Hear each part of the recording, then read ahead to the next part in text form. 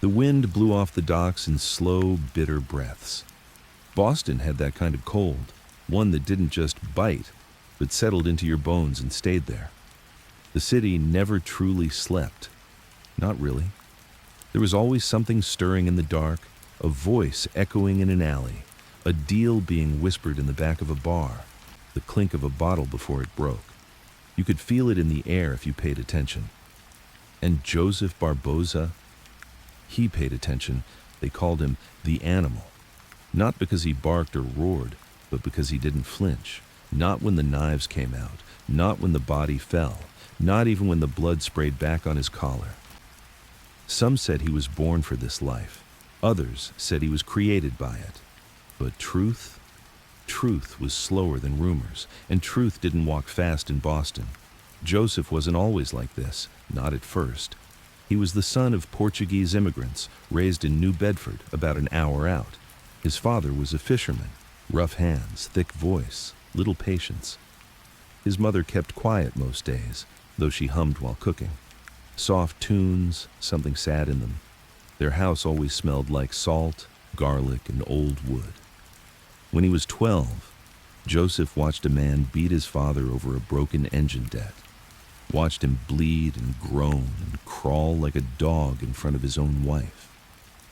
That was the day something cold settled in Joseph's chest. It never really melted after that. He didn't take well to school. Fists before facts, anger before answers. Got tall fast, mean faster. By 15, he was running errands for a local bookmaker. At 16, he'd stabbed a man behind a bar for grabbing a waitress. Didn't kill him, not that time. But it was the start. Everyone said the same thing. He don't blink.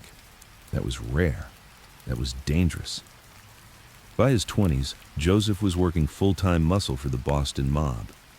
He wasn't Italian, so he'd never be made. That part stung him more than he'd admit. But they still gave him work.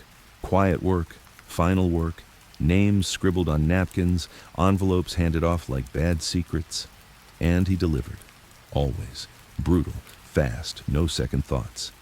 He once told a bartender during a rare loose night that he dreamed of the faces, the ones he killed, but not their deaths.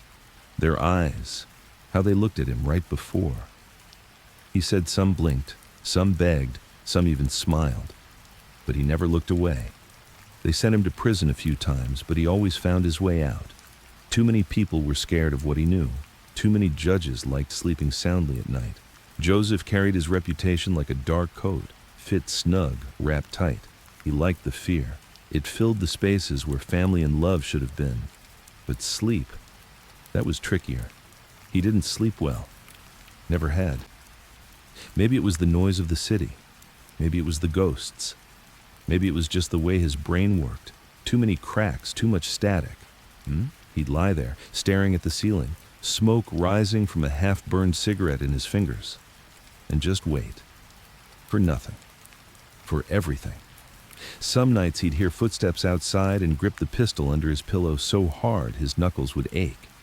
Other nights, he'd drift into shallow dreams, only to wake choking, sweating, whispering names nobody remembered anymore. He told no one. He didn't have anyone to tell. By 1965, Joseph the Animal Barboza had racked up more confirmed kills than some small wars.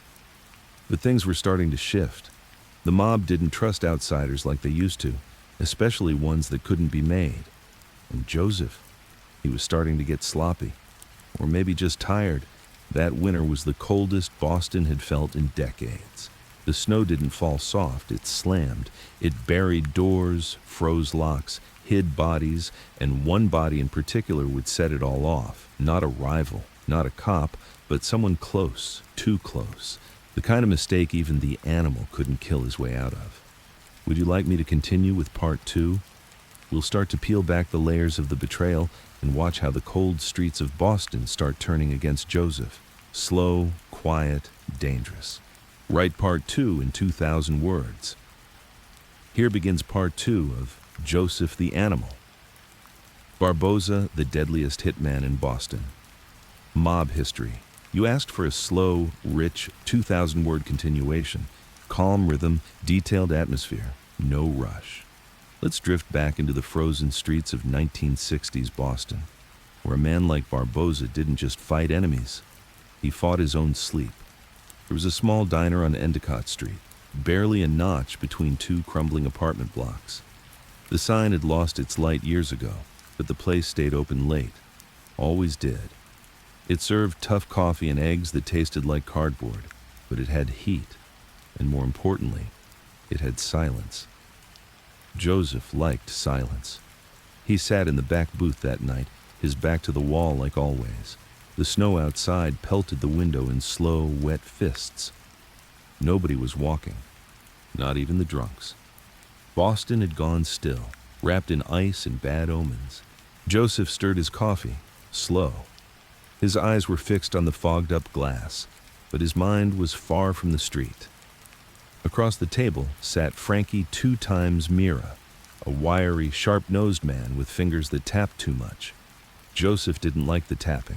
It reminded him of rats chewing in walls. But Frankie had something he needed. "They clipped Manny," Frankie said, voice low, like he was worried the salt shaker would tell someone. Joseph didn't react, didn't blink, just lifted his coffee, sipped, bitter. "Manny who?" "Manny DeMarco, your guy, your driver." Now Joseph's eyes moved, just a little, just enough. "He ran numbers for me. He wasn't my guy." Frankie leaned in, still tapping. "Come on, Joe. Everyone knew he was your shadow. Kid followed you around like a puppy, and now he's meeting an alley." Joseph slowly reached into his coat and pulled out a cigarette, lit it, inhaled. The smoke curled upward, soft and lazy. "When?" "Last night, East Boston, 2 in the head. Close range, no struggle. Looked like he knew the shooter." That part stung. That part mattered. Manny was 22. Portuguese kid, tough little bastard with big dreams and bigger debts. He'd been with Joseph for 3 years. Never complained, never talked out of turn, learned fast, drove faster. He made himself useful, and in this business, that was as close as you got to family. Joseph felt something twist in his stomach. Not pain, not sadness, something worse, regret. Because Manny had told him just last week that something felt off, that people were asking questions, too many questions, that some of the guys from Charlestown were getting bold, reckless. And Joseph, tired and distracted, had waved him off, told him to stop worrying, told him to grow a pair. And now the kid was lying in an alley, blood frozen to the pavement, eyes probably still open. Frankie watched him.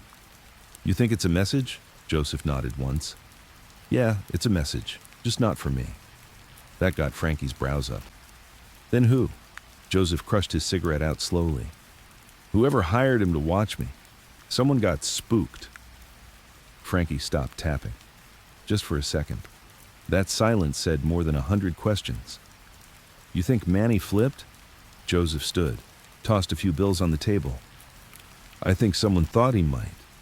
That's enough to get a bullet these days." He left the diner without looking back. The wind hit him like a slap, sharp and unforgiving.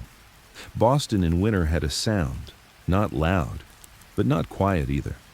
It was the sound of tires sliding on slush, of boots crunching old snow, of trains in the distance and wind slicing through alleys like knives. Joseph walked with slow, heavy steps.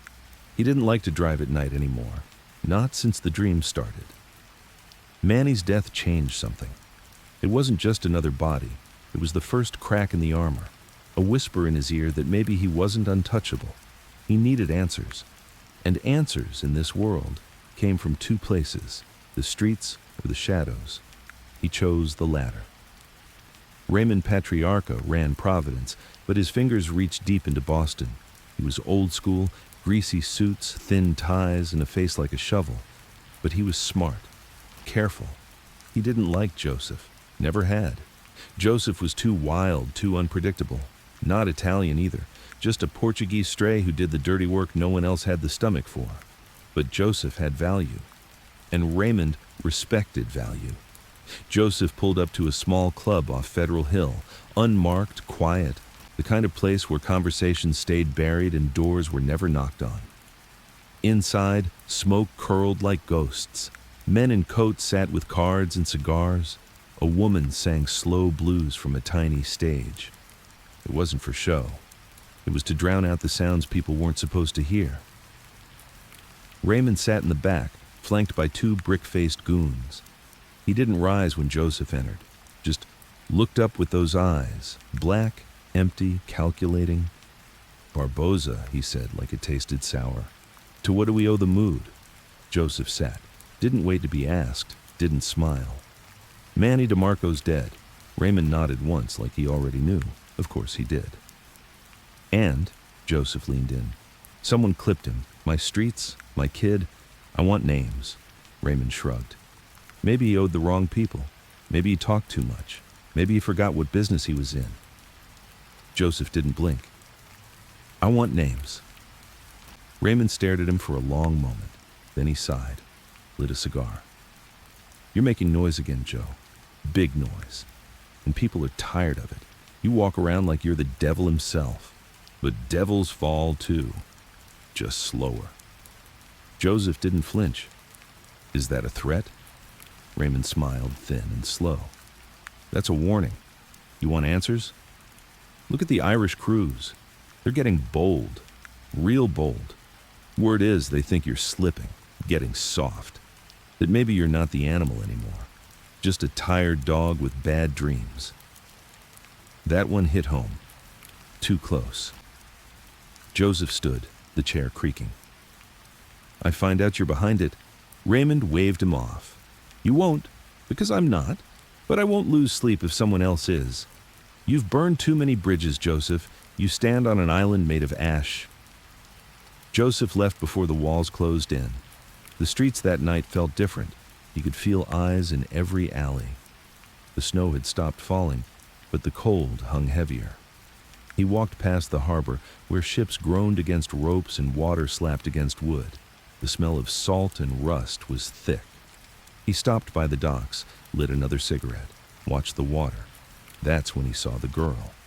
She stood in the shadows, thin coat, face half covered, watching him. He said nothing. She stepped forward slowly. "You don't remember me, do you?" Joseph squinted. "No," she nodded. "Didn't think you would." "You killed my brother." Joseph said nothing, just flicked the ash. She stepped closer. He was 19. Wrong place, wrong time. Bullet meant for someone else. Joseph exhaled smoke. Then it wasn't personal.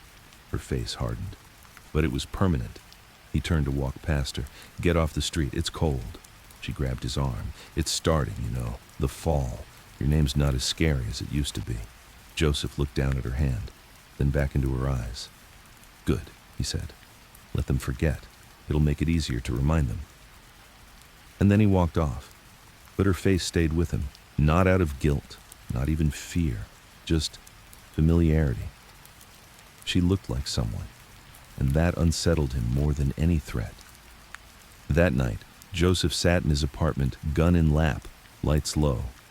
The city buzzed beyond the windows, muffled horns, distant sirens, the hum of neon. He tried to sleep, didn't work. The dreams came like always, fast, sharp, Manny's face, the girl's voice, blood and snow, and a whisper. "You're next." He woke with a start, chest tight, gun pointed at the dark. No one there, just the hum of the heater and the silence of a man who had made too many enemies and trusted too few. Joseph Barboza was still alive, but for the first time in a long time, he wondered for how much longer. Would you like me to continue with part 3, minimum 700 words? Things are about to get darker. Irish crews closing in, ghosts from the past resurfacing, and a betrayal that Joseph never saw coming. Write part 3 in 2,000 words. Here begins part 3 of Joseph the Animal. Barboza, the deadliest hitman in Boston mob history. We continue with that same slow cinematic rhythm. 2,000 words, heavy with atmosphere, emotion, and quiet tension. Joseph's world is unraveling, but he doesn't know just how deep the rot runs yet. The coffee was burning hot, but Joseph didn't feel it. He sat in a booth at a corner joint in Roxbury, his eyes blank, watching cars drift by through frosted glass. The spoon in his hand stirred the cup without purpose, round and round, slow as the blood in his veins. The waitress came by once, asked if he wanted anything else. He didn't answer. She didn't press. It had been 3 days since Manny DeMarco's murder, 3 days of silence, suspicion, and sleepless nights. And still, no names, no faces, just that cold certainty in his gut. Someone was closing in. Joseph Barboza, the animal, had lived most of his life in a world where paranoia was just another tool, like a knife or a gun. You didn't get to his age and his line of work by being slow to suspicion. But this felt different, sharper, like a wire pulled too tight. He took another drag of his cigarette, the smoke clinging to the inside of his throat. That girl by the docks, the one who said he killed her brother, she hadn't been lying. There was grief in her eyes, yes, but also something else. That strange calm. The kind of look you see on someone who's already made a decision. That kind of look doesn't fade. It lingers. It follows. He had to find her again. But first, he needed to speak with someone who knew how the city moved beneath the surface. His name was Marty Russo, a relic of the old days. He used to run rackets out of the North End before he lost a leg in a bar shootout gone wrong. Now he shuffled around on a cane, ran a pawn shop full of dusty radios and stolen dreams. But Marty listened. And when he listened, he learned. Joseph stepped inside just past noon. The bell above the door gave a tired jingle. Marty didn't look up from the counter. "I heard about Manny," he said. "Shame. Kid had a clean heart for a dirty game." Joseph stayed silent, eyes scanning the shelves. Old clocks, busted revolvers, a typewriter missing half its keys. "I want names," Joseph said finally. "Whispers, rumors, anything."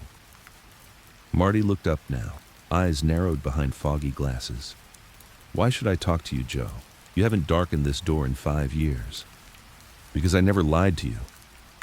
That hung in the air for a moment. Marty nodded slowly. "Fair enough." He limped to a locked drawer, pulled out a small book, and flipped through pages like he was reading a weather report. "There's been movement down in Southie," he muttered.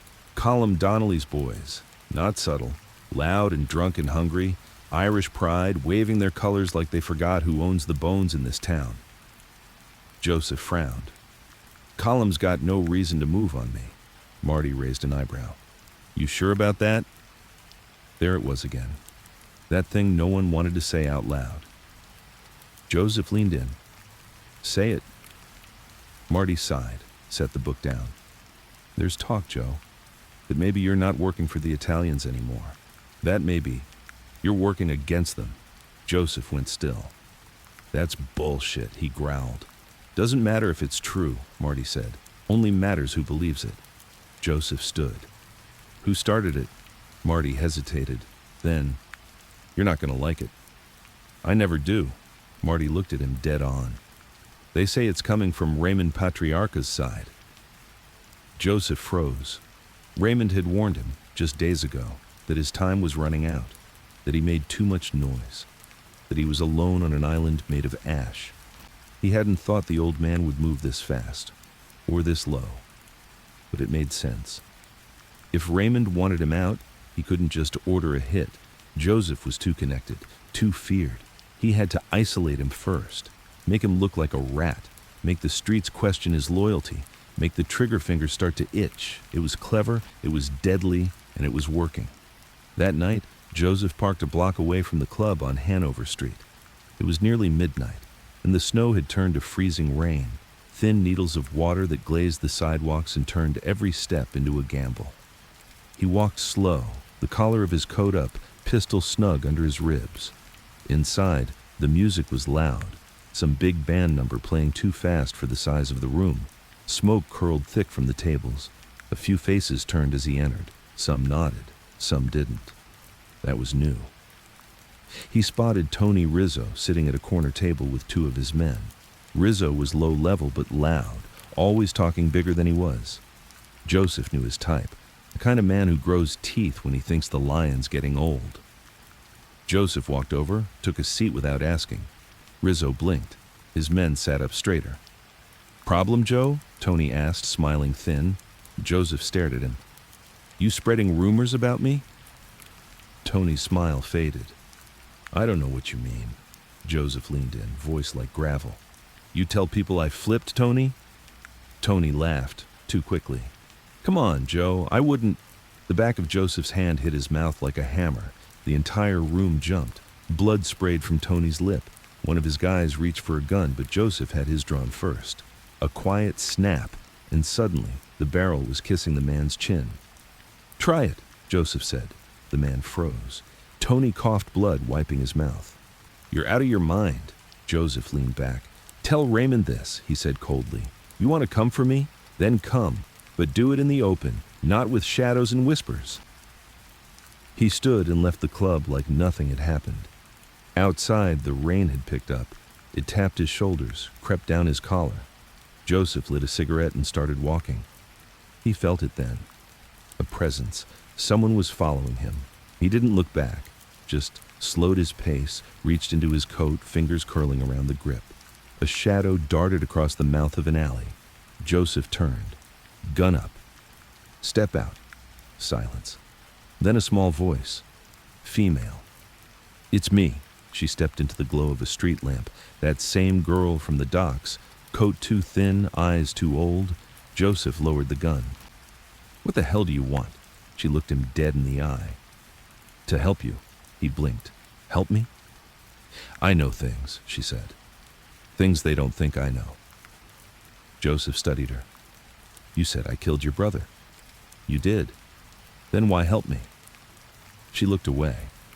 "Because he was already dead when you pulled the trigger. He just didn't know it yet." Joseph exhaled smoke. "That's poetic." "It's true." A pause. "Why now?" "Because if you don't move fast," she said, "you'll end up just like him." Joseph narrowed his eyes. "Who are you?"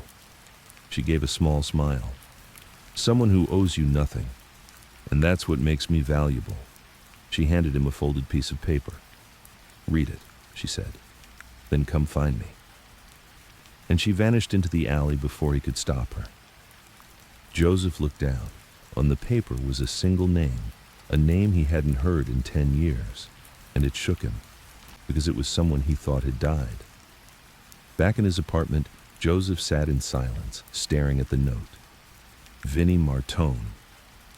Vinnie had been his best friend once, closer than blood. They'd come up together, fought together, killed together, but Vinnie disappeared in '55 after a botched hit in Revere. Rumor was he'd fled to Cuba. Others said he was buried under the Tobin Bridge, but if Vinnie was alive and tied up in this, then Joseph wasn't just being hunted, he was being played. The dreams that night were worse. Manny's body, the girl's voice, the sound of a rope tightening, and fire, everything burning. He woke at dawn, sweating, and the words still echoed in his head. "You're next. Would you like me to continue with part 4? Things are about to truly explode as Joseph begins hunting ghosts, questioning loyalties, and preparing for a war that might leave no survivors. Write part 4 in 2,000 words.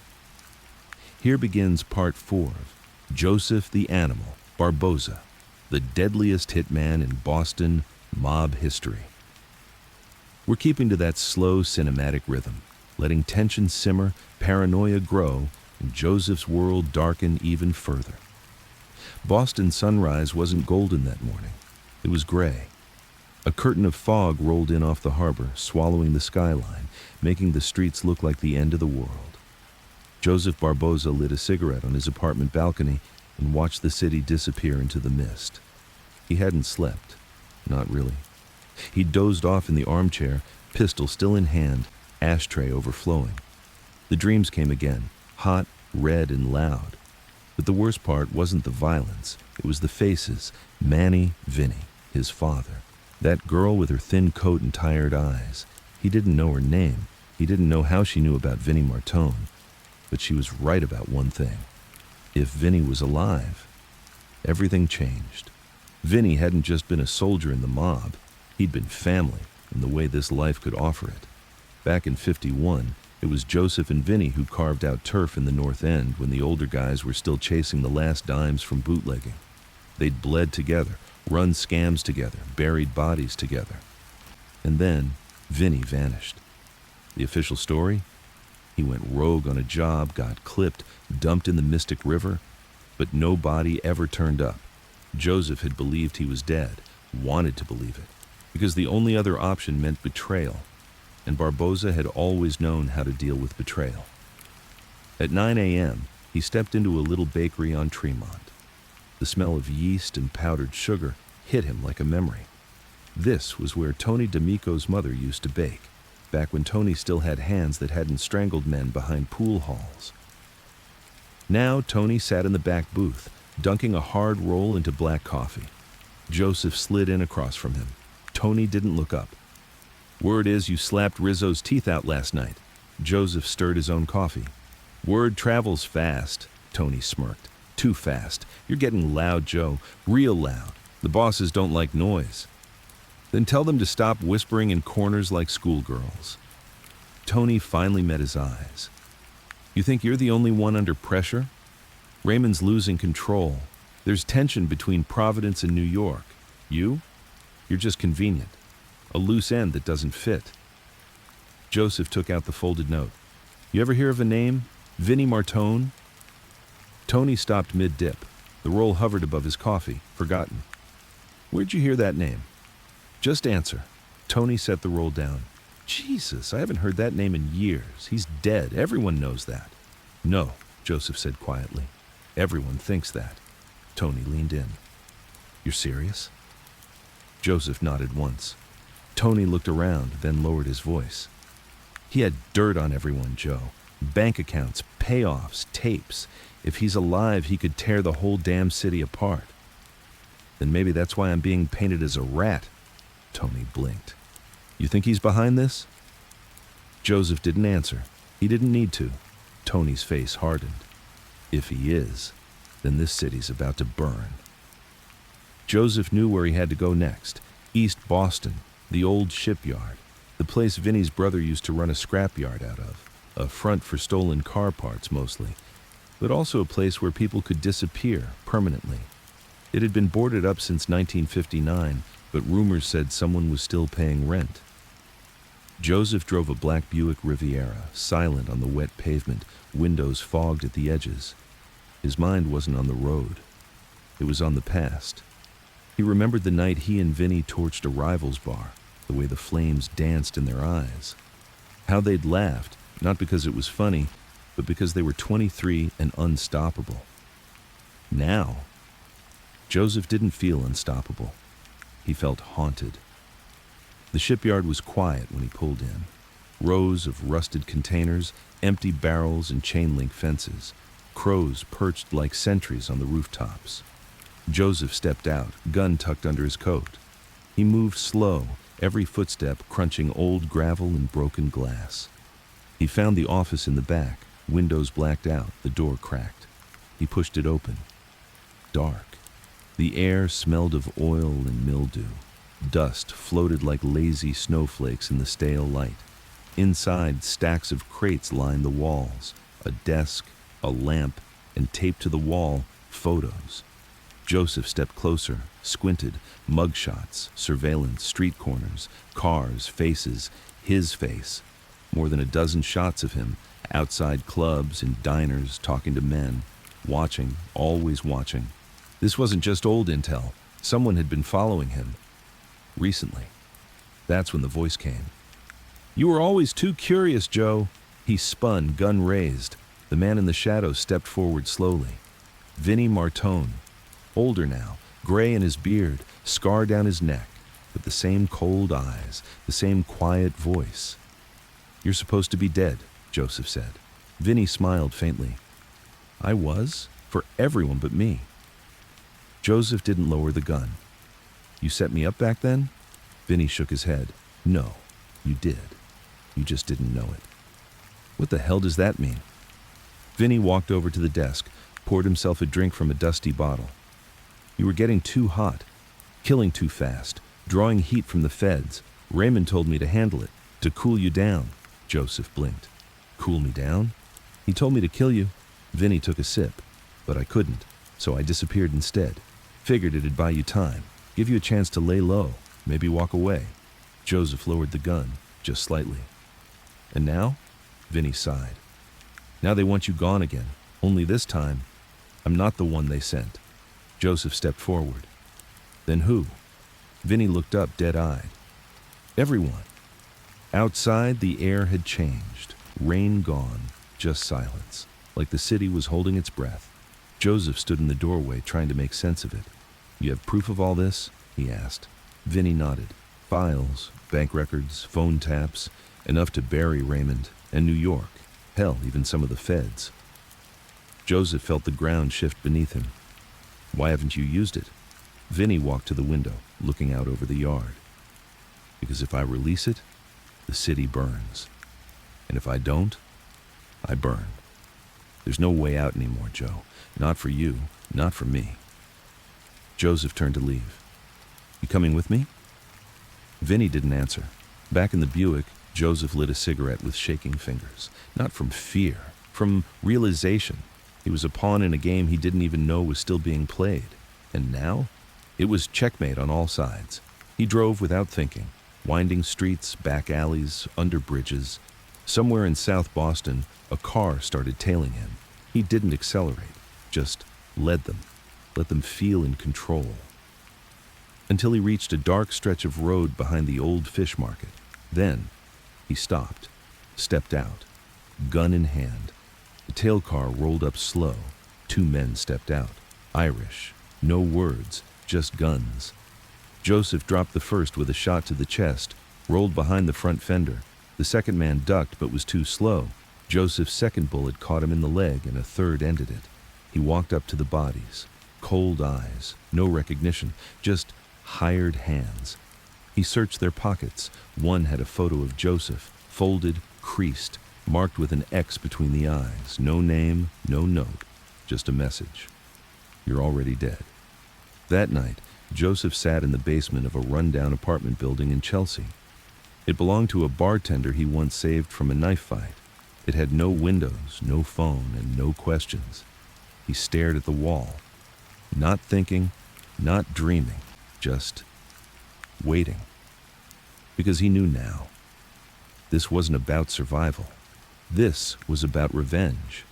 And when the animal finally wakes up, Boston's going to remember why it feared him in the first place. Would you like to continue with part 5?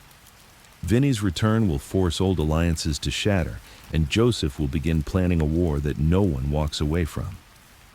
Write part 5 in 2,000 words. Here begins part 5 of Joseph the Animal. Barboza, the deadliest hitman in Boston. Mob history. The pace stays slow, rich with tension and dread, like walking through a minefield in fog. Joseph has seen the face of a ghost. And now the war begins. The first bullet wasn't meant to kill, it was meant to send a message. Joseph Barboza knew that by how it missed his head by an inch and tore through the rear window of the Buick. The glass shattered behind him with a cold crash, bits landing in his lap as he kept driving, hands steady on the wheel. It had been like this for 2 days now. Constant motion, no sleep, eyes in every mirror. Every car that followed for too long might be the one. Every corner he turned could be the last one he'd ever see. Boston had gone quiet, not peaceful, just tense, like a bar right before a fight breaks out. Everyone waiting, watching, pretending not to know what's coming. Joseph hadn't seen Vinny since the shipyard. The man disappeared as fast as he'd returned. No word, no trace. Just those files he promised, proof of corruption from the inside out. Joseph wasn't sure if Vinny was building a case or digging a grave. But he knew one thing. Vinny wasn't the only one watching. The streets had eyes now, and Joseph had lost the luxury of trust. He was staying in a flop house on Dot Avenue, the kind of place no one asked names and most didn't have one. The room was small, smelled like mildew and rat piss, but it had a lock and a mattress, and Joseph was too tired to care about anything else. He hadn't slept more than 2 hours in the last 72. Every time he closed his eyes, he saw Manny's face, then the girl, then Vinny, then the two Irishmen in the alley, blood steaming in the cold night air. Sometimes the dreams weren't even violent, sometimes they were worse. In one, he was 12 again, standing on the new Bedford docks, watching his father get beaten with a wrench by a boat captain over owed money. He remembered not blinking, not crying, just staring. That's when he first learned that fear didn't belong to the strong. It belonged to those who let others see them hesitate. That's what had built him. That's what kept him alive. Until now. He needed help, not allies. He didn't believe in those anymore. He needed leverage. So he made a list. 3 names. One was already dead, Manny.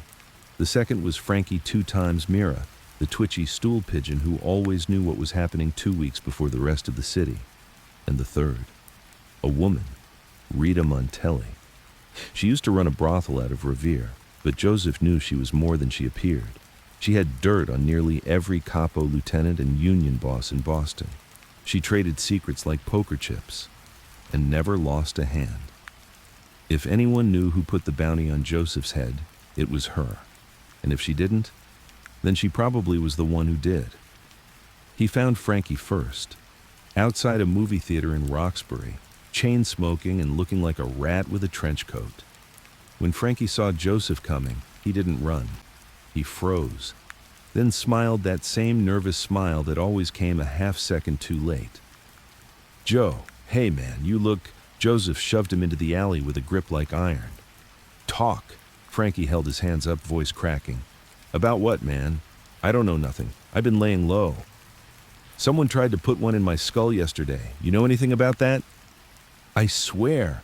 Joseph pressed the barrel of a snub-nosed revolver into Frankie's ribs. "Don't make me ask again." Frankie blinked, his voice dropping to a whisper. "Southie. It's coming from Southie." "Irish again?" Frankie nodded fast. Yeah, call him Donnelly's crew, but he's not the one pushing it. They say he got a green light from someone bigger." Joseph frowned. "Raymond?" Frankie hesitated. Then, "Could be, or someone close, maybe even New York. Word is, someone told him you've been talking to the feds." Joseph stepped back, disgusted. "Jesus." Frankie lit another cigarette with shaking hands. "Joe, if they think you flipped, it doesn't matter what's true. You're a dead man." Joseph gave him one last stare, then walked off. He didn't look back. That night, he drove to Revere. The kind of cold that crept into your joints had settled in. The sea smelled thick and sour, and the wind carried broken voices across the beach like ghosts that couldn't rest. He parked across from an old nail salon that had long since stopped pretending to be a nail salon. Inside, the lights were dim, red, like a bordello out of time. Rita Montelli sat in the back booth, hair dyed black, lips blood red, nails like claws. She didn't flinch when Joseph slid into the seat across from her. "I figured you'd come," she said, lighting a long, thin cigarette. "I need answers," she smiled. "You always do." He didn't speak, just waited. She blew a stream of smoke out slowly. "They think you're weak, Joe. They think the year's caught up, that the fire's out." "It's not," she nodded. "But they don't care. They need someone to blame. The city's changing. The feds are tightening their grip. They need a body to show they still have control." "Why me?" "Because you're not made. You're Portuguese, you're violent, you're easy to turn into a villain, and you don't have anyone." She leaned in, voice softer. "You've been walking alone for too long. That's dangerous in this city." Joseph stared at her, his voice flat. "Did you sell me out?" She held his stare. "Not yet." That wasn't a denial. He stood to leave. She called after him. "Joe, if you want to survive this, you can't keep playing defense. You need to remind them who you are." He paused at the door. Then, without looking back, "I'm not here to survive." Later, in the Buick, Joseph unfolded the note again. Vinny's name, a dead man walking, a ghost pulling strings. And yet, deep down, Joseph wasn't angry. Not at Vinny, not anymore. He was angry at himself, for letting time dull his instincts, for trusting a system that never trusted him. for thinking monsters like him could ever fade quietly into the night. His phone buzzed, a number he didn't recognize. He answered. A voice spoke. Low, familiar. "You want to make a move?" Vinny said. "Meet me at the meatpacking plant on Neeland. Midnight. Come alone." Joseph didn't reply. He just hung up and started the car. Midnight. The meatpacking plant was a relic from another time. Rusted pipes, concrete walls stained with old blood, the whole place humming with the chill of refrigeration and rot. Joseph walked in slow, gun hidden but ready. Vinny stood near the back by a hanging rack of empty hooks. No goons, no backup, just him. "You came," Vinny said. "I'm tired of running." Vinny nodded. "Then stop." Joseph frowned. "What do you want, Vinny?" Vinny walked over to a duffel bag, unzipped it. Inside, files, tapes, Polaroids, names, all of it. Proof of every dirty deal, every payoff, every hit ordered by the Italian mob in Boston. "This is your ticket," Vinny said. "You take this to the right hands and you walk." Joseph shook his head. "You still don't get it. I don't want to walk." Vinny narrowed his eyes. "Then what the hell do you want?" Joseph stepped forward. "I want to bury them." Vinny's silence was agreement. They both understood. No escape, no redemption, only fire, only war. That night, Joseph loaded up. 2 pistols, a shotgun, blades, brass knuckles. He cleaned them by hand, slow and methodical, like a priest preparing for Mass. And when he looked in the mirror, he didn't see a tired man anymore. He saw the animal. Awake. Alive. Ready. Would you like to continue with part 6, 2,000 words? We'll start the war. Joseph goes on the offensive, targeting the people who betrayed him, dismantling the lie, and forcing the streets to choose a side. Write part 6 in 2,000 words. Here begins part 6 of Joseph the Animal Barboza, the deadliest hitman in Boston mob history. We now enter the fire. The animal has awoken.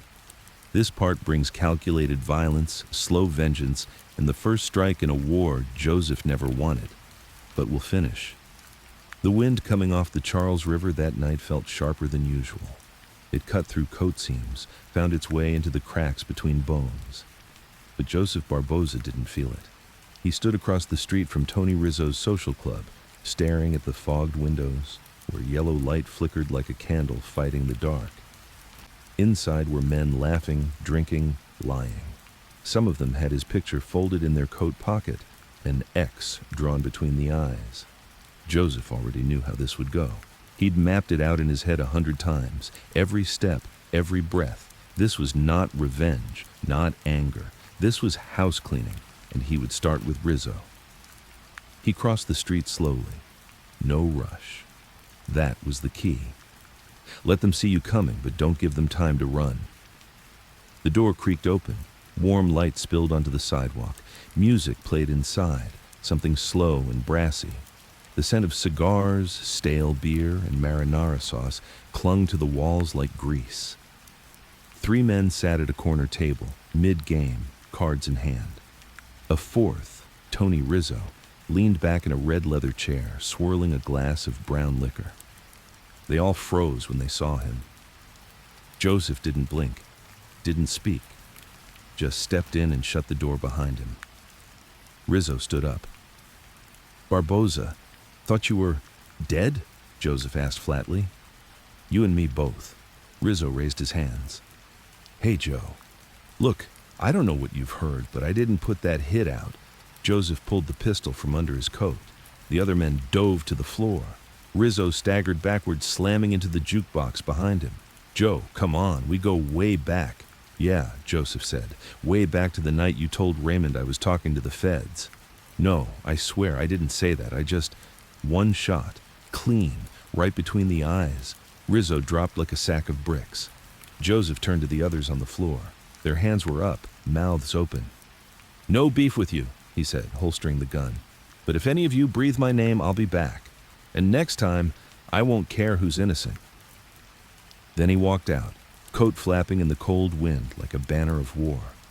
Word spread faster than fire in Boston. By morning, everyone knew. Barboza killed Rizzo in his own club, alone, and walked out untouched. It wasn't just a hit. It was a message. I'm alive, and I'm coming. Some stayed silent, some ran, and some, the bold or the foolish, decided to strike back. But Joseph wasn't waiting. He already had his next name, Mickey Valente. He was younger than most, but slick.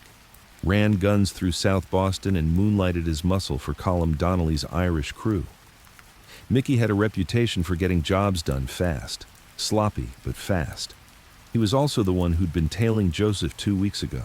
He didn't think Joseph had seen him. He was wrong.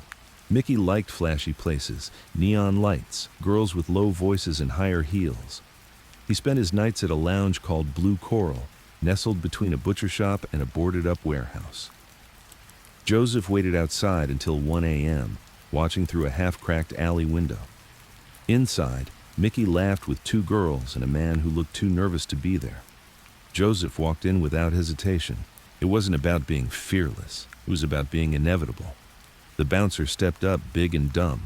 Joseph said nothing, just jabbed the man's throat with the butt of his pistol, and he dropped gasping like a sack of lungs. Inside, chaos. Mickey stood, stunned, one hand reaching for a weapon. Joseph fired once, low. Mickey screamed, grabbing his knee. The 2 girls ran.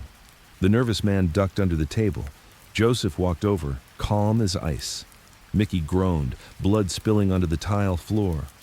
"You're out of your mind, Joe? You think you're going to make it out of this city alive?" Joseph crouched beside him. "I'm not here to make it out. I'm here to make sure they don't."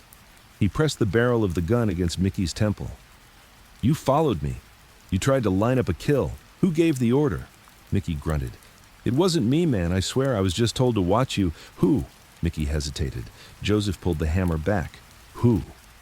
"Tommy Sarno," Mickey cried. "He gave me your name, said you were a rat, and if I got the chance, take it." Joseph paused. Tommy Sarno, Raymond's consigliere, the one who always stood quietly behind the real power, the man who handled the envelopes, the favors, the cleanups. Joseph leaned in close. "Tell him I'm coming, and he'd better pray I take my time." He left Mickey alive, not out of mercy, out of strategy. Let the bleeding man speak. Let the fear spread like poison. 2 days later, Joseph met Vinny again. Same meatpacking plant. This time, Joseph brought something. A voice recorder. Vinny listened to Mickey's confession, twice. He sat quietly, head down, the hum of cold air wrapping around them like a blanket of snow. "He said Sarno," Vinny muttered. "That means it's coming from the top." Joseph lit a cigarette. "Raymond's too smart to move directly. He lets his dogs bark first." Vinny turned. "We can't kill them all, Joe." Joseph exhaled smoke. "No, but we can kill enough to make the rest choose their words real carefully." Vinny nodded. Then, from a metal locker in the corner, he pulled out a small stack of folders. Names, bank transactions, voice logs, even pictures, evidence. "Let's burn them down, Joe. Not with bullets, with truth." Joseph stared at the files, then shook his head. "Truth doesn't scare men like Raymond. Pain does." He stood. "You bring the records, I'll bring the fire." Over the next 3 days, Boston turned red. 3 more bodies dropped, one in Chinatown, one in the Back Bay, one on a train platform in Quincy, all tied to Sarno, all executed with the same clean precision. Each one carried a note. "I see you." Sarno went underground. Raymond stopped showing his face. The streets went quiet. Too quiet. Joseph knew something was coming. Not a warning, a response. He waited, and it came. He was asleep, if you could call it that. Slumped in a chair, boots still on, gun resting in his lap. The creak of a stair woke him. Just one. Old wood. Then silence. Joseph didn't move, didn't open his eyes, just waited. A second creak, then another. They were good, but not better than him. He sprang up fast, flipping the chair backward as he rolled toward the shadows, gun drawn. A man was halfway through the doorway, pistol raised. Joseph fired twice. The man hit the wall, then the floor. Another came from the kitchen. Joseph ducked, flipped the table, used it as cover, and fired blind. He heard a grunt, then a thud. Silence. Two bodies on the floor. Black clothes, no markings, no IDs. Professionals. Joseph knelt by one, checking his neck. Still warm, still breathing. He pressed his gun to the man's head. "Who sent you?" The man choked, blood in his teeth. "Sarno," then died. Joseph called Vinny that night. They made their move. Vinny's voice was low. "Then it's time for ours." Joseph looked out the window at the sleeping city. "You ready?" Vinny paused. "Been ready for 10 years. Joseph cracked his knuckles. "Let's finish this." Would you like to continue with part 7, 2,000 words? It's time to go after Tommy Sarno, the consigliere hiding behind Raymond's throne. The blood war is now fully ignited, and Joseph won't stop until the whole empire shakes. Write part 7 in 2,000 words. Here begins part 7 of Joseph the Animal Barboza, the deadliest hitman in Boston mob history. The city is silent, but the war has begun. Joseph has survived the first strike, and now it's his turn. It's time to go after Tommy Sarno, the cold consigliere who lit the fuse. This part unfolds with slow-burning violence, hidden agendas, and shadows that move behind glass. Boston's skyline wore a gray coat of winter haze that morning. Rooftops were capped with thin ice, and the streets echoed with the muffled sound of tires sliding over half-frozen slush. People walked quickly, heads down, collars up, pretending the city wasn't bleeding under their feet. Joseph sat in a parked car across from St. Anthony's Catholic Church, hands on the steering wheel, a cigarette burning down to its bitter end between two calloused fingers. He hadn't come to confess. He'd come to listen. Inside the church, Father Miguel was saying Mass to a congregation of 6, elderly widows in thick wool coats, one young man in a trench coat near the back. To them, it was a morning like any other. But Joseph wasn't here for them. He was here for the man in the side chapel, Tommy Sarno, the shadow behind Raymond Patriarca, the whisperer, the cleaner. Sarno was a man with no rap sheet and no fingerprints on any crimes, but Joseph knew better. Sarno didn't pull triggers. He hired them. He didn't bury bodies. He made the phone call that made the shovel move. This morning, Sarno had taken communion. He'd knelt quietly, crossed himself like a man with a soul. Joseph knew it was a lie. There wasn't a soul in that man.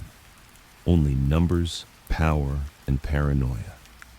And today, Sarno would learn that no ritual could save him from what was coming. Joseph waited until the priest had vanished into the back, and the churchgoers shuffled into the biting air with their gloves and rosaries. The bells above the door chimed once, then fell silent. Sarno stayed behind, still in his pew, alone. Joseph walked through the church's side entrance, footsteps quiet on the stone floor. His coat dragged behind him, heavy from the cold, the metal weight of a pistol snug beneath his ribs. He didn't speak. He just sat beside Sarno in the pew. Two men, silent, facing the altar. The smell of incense hung like old regret.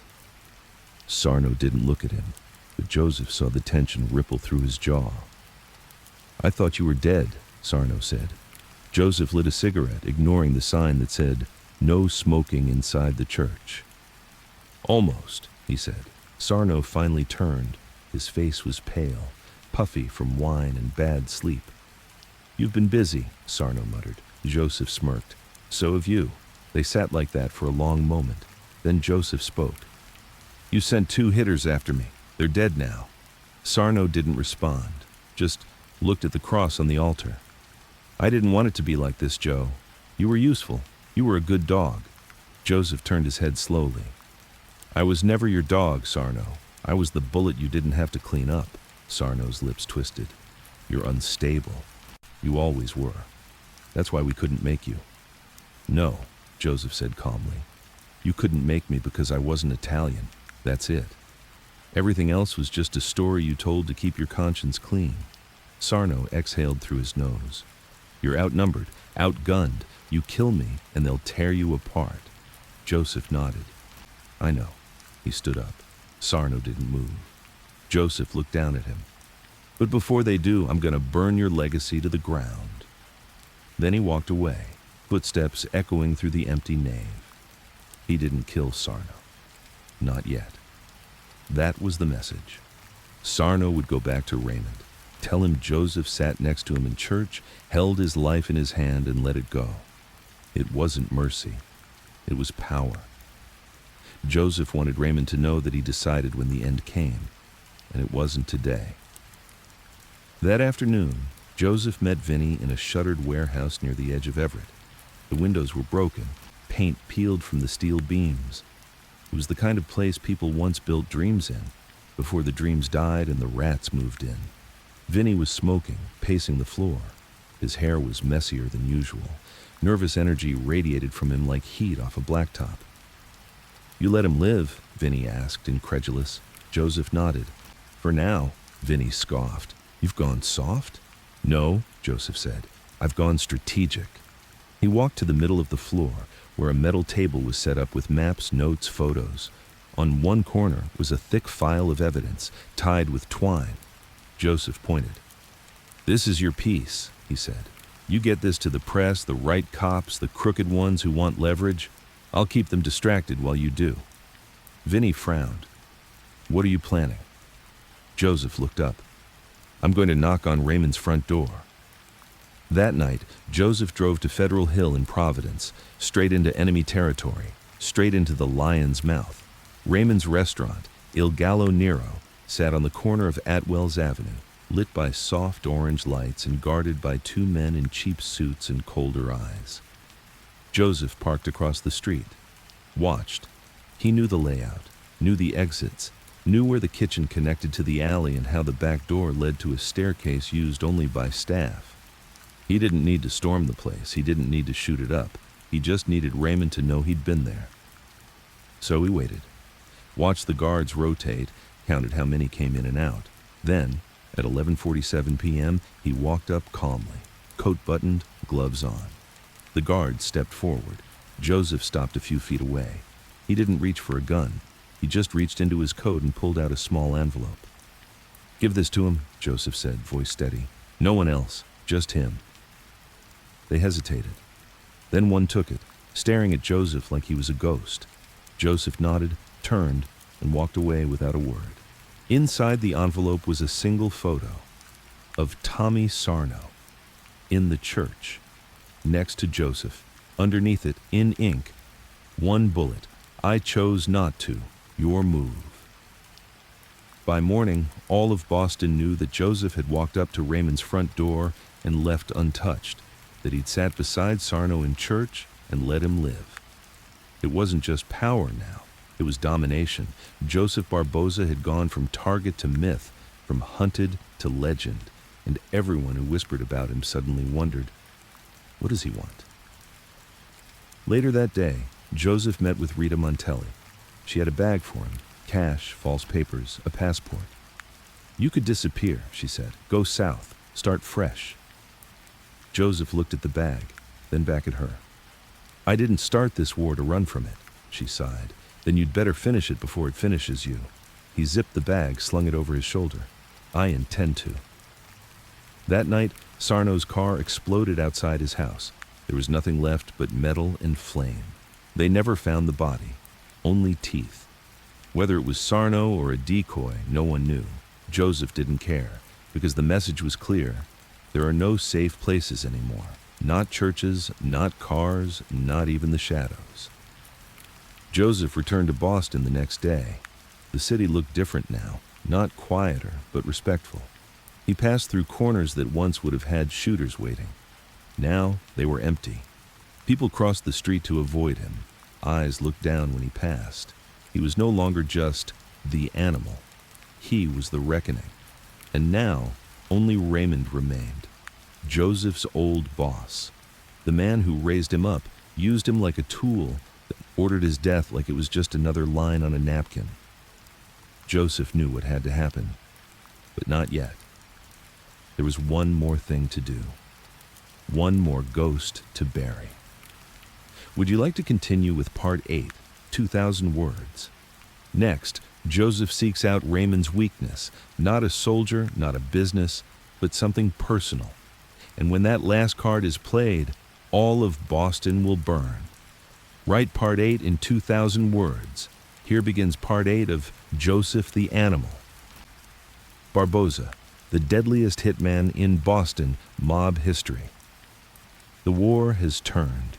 Joseph has struck fear into every corner of Boston's underworld, but Raymond Patriarca, the king, still breathes. Now Joseph goes deeper, not for blood this time, but for something far more dangerous. Raymond's one true weakness. The snow had stopped falling that morning, but Boston still looked like a dying photograph, gray, faded, cracked at the edges. Joseph sat on a bench in the public garden, coat buttoned high, a scarf pulled up to his cheekbones. He didn't look like a man preparing for war. He looked like a man waiting for a bus, calm, quiet. But his mind was running like a machine, wheels turning, every click leading closer to Raymond. Killing Sarno, if that really was Sarno in the car, hadn't drawn Raymond out. It had made him retreat. The old man was too smart to retaliate in the open, too seasoned to let pride do the killing for him. Raymond knew this was chess, and Joseph had made it personal. But now, Joseph needed to hit something more personal than a consigliere, something close to the bone, something no one knew about, except a few ghosts from the past. The name came from Vinny. They met at a train yard just outside Malden. Snow covered the rusted rails. The sky hung low, thick with gray clouds and gunmetal tension. Vinny paced beside an abandoned boxcar, nervous as always. "You sure you want this?" he asked. Joseph nodded. Vinny pulled a crumpled photo from his coat pocket. It was old, faded, but the face was unmistakable. A girl, maybe early 30s, dark hair, sharp cheekbones, fierce eyes. Angela. Joseph stared at the photo. "She's real?" he asked. Vinny nodded. Real and hidden. Angela wasn't just another mistress, she was Raymond Patriarca's daughter, his illegitimate daughter.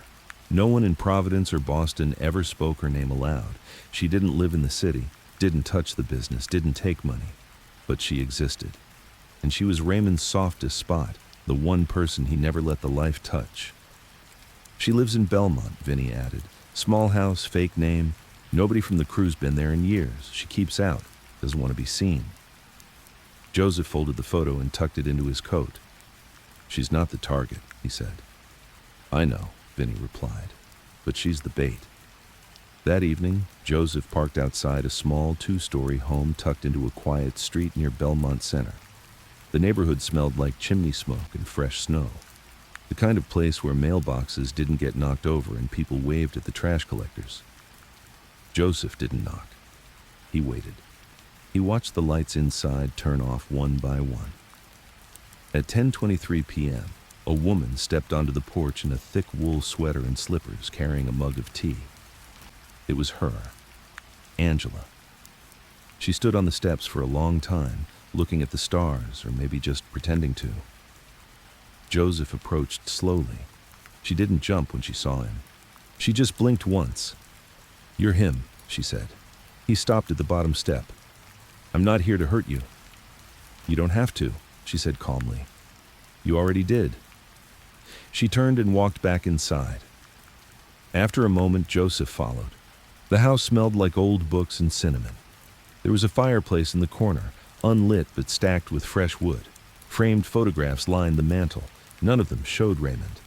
Angela poured a second cup of tea without asking. Joseph sat on the edge of the couch like a man waiting for a verdict. "You don't look like a killer," she said, handing him the cup. "I'm not," Joseph replied. "I'm what killers become when they get tired of pretending they're not." Angela sat across from him. "I know who you are. My father told me." Joseph took a sip of tea. "What did he say?" "That you were useful, violent, loyal, until you weren't." Joseph didn't respond. The tea was too sweet. Angela set her cup down. "Why are you here?" "Because he's hiding," Joseph said. And you're the only place he never planned on being vulnerable. Her eyes narrowed. You think using me will bring him out? No, Joseph said softly. I think you'll bring him out.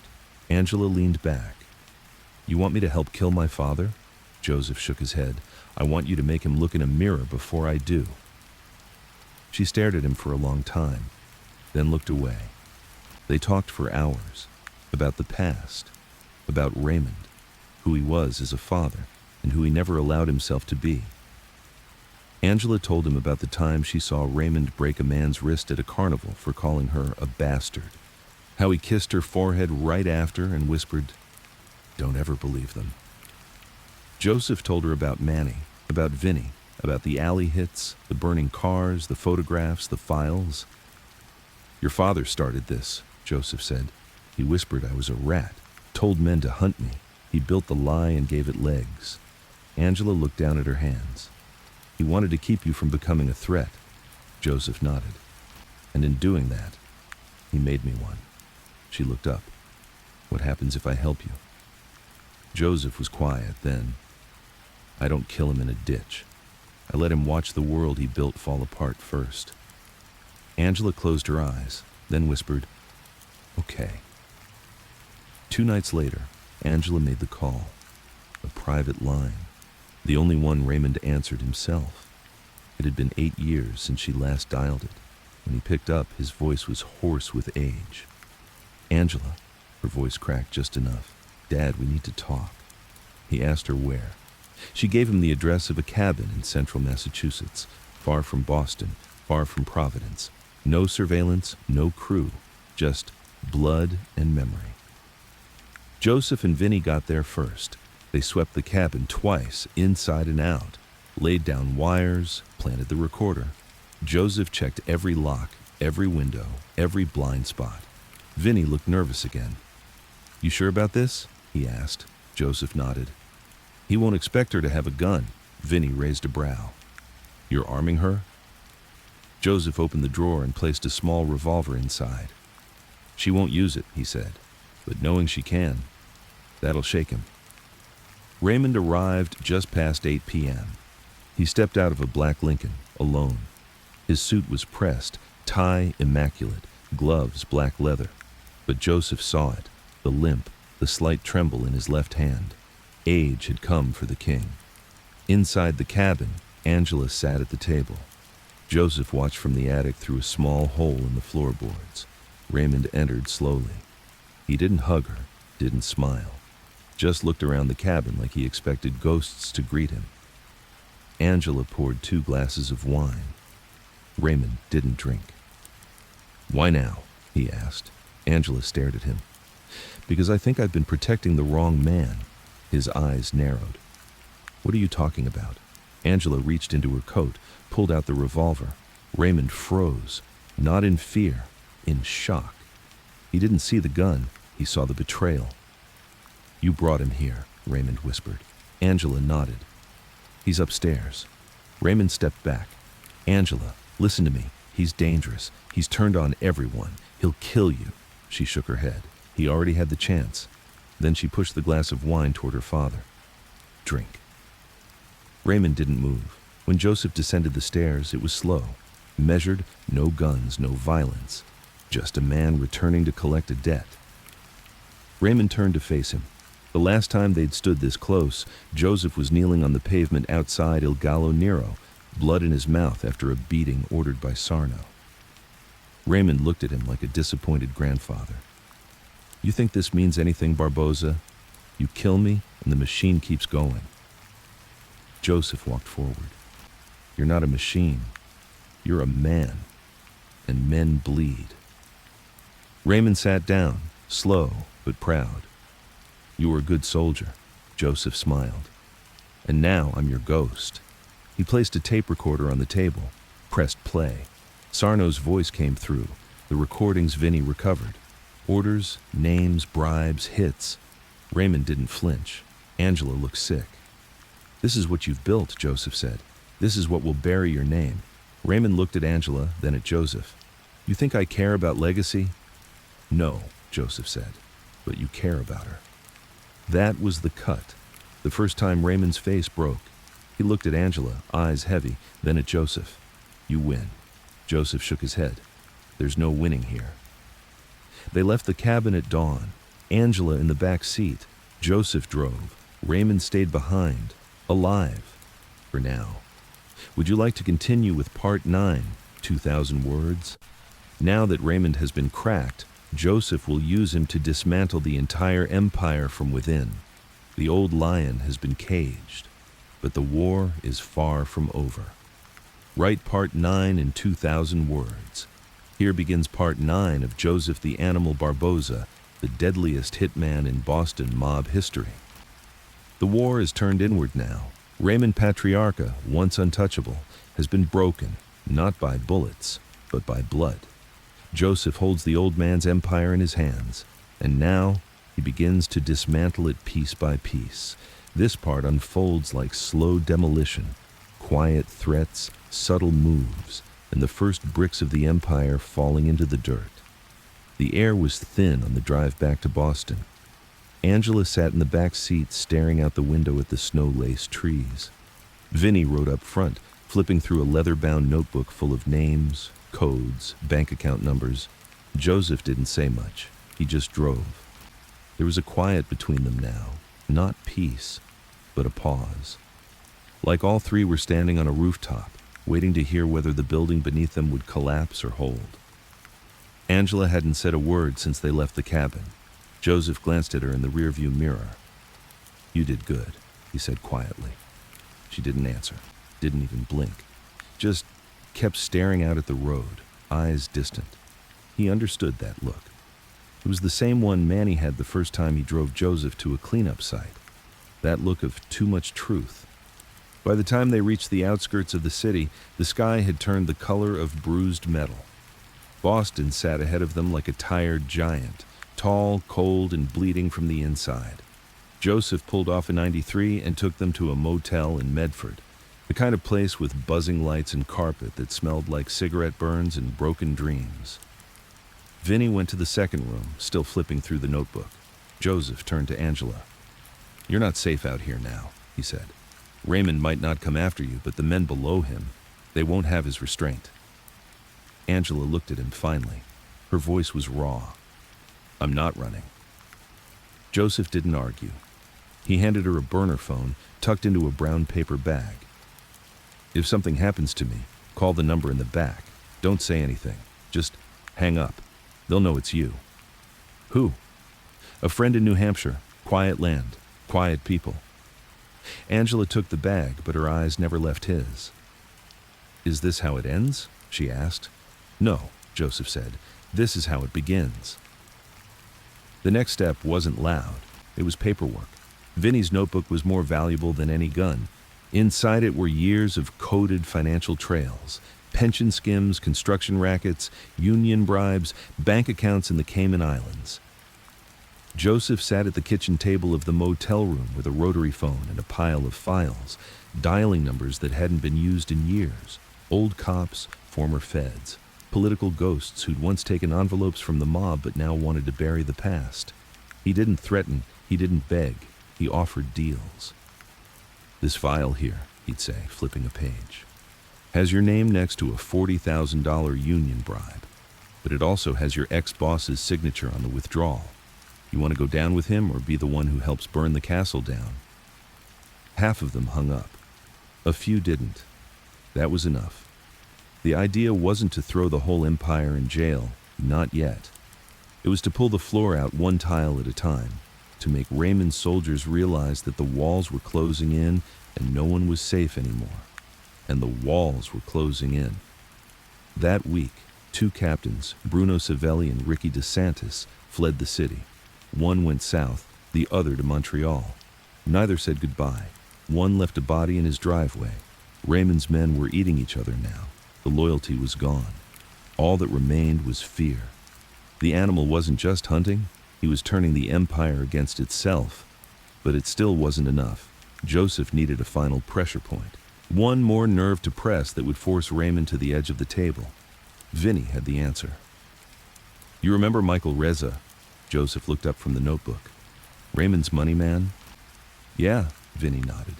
Still handles the legitimate fronts, restaurants, construction companies, real estate. But guess what? Joseph raised an eyebrow. He's got a kid, Vinny said. Fresh out of Suffolk law, clean, smart, not in the life, not yet. Joseph leaned back in his chair. If Reza thinks we're going to touch his kid, he'll run straight to Raymond. Vinny smirked. Exactly. That night, Joseph paid a visit to Christopher Reza, the clean son of a dirty man. The kid lived in the South End, nice building, exposed brick, rent controlled. Joseph waited in the hallway, leaning against the wall. He watched the elevator numbers climb, floor by floor. When Christopher stepped out, dressed in a pea coat and holding a grocery bag, he paused. Eyes met. Recognition flickered. Can I help you? Christopher asked, polite but guarded. Joseph smiled faintly. You don't know who I am, but your father does. Christopher didn't move. Joseph walked over slowly, hands in his coat. I'm not going to hurt you. I'm not going to threaten you. I just want you to do something for me. Christopher blinked. And why would I do that?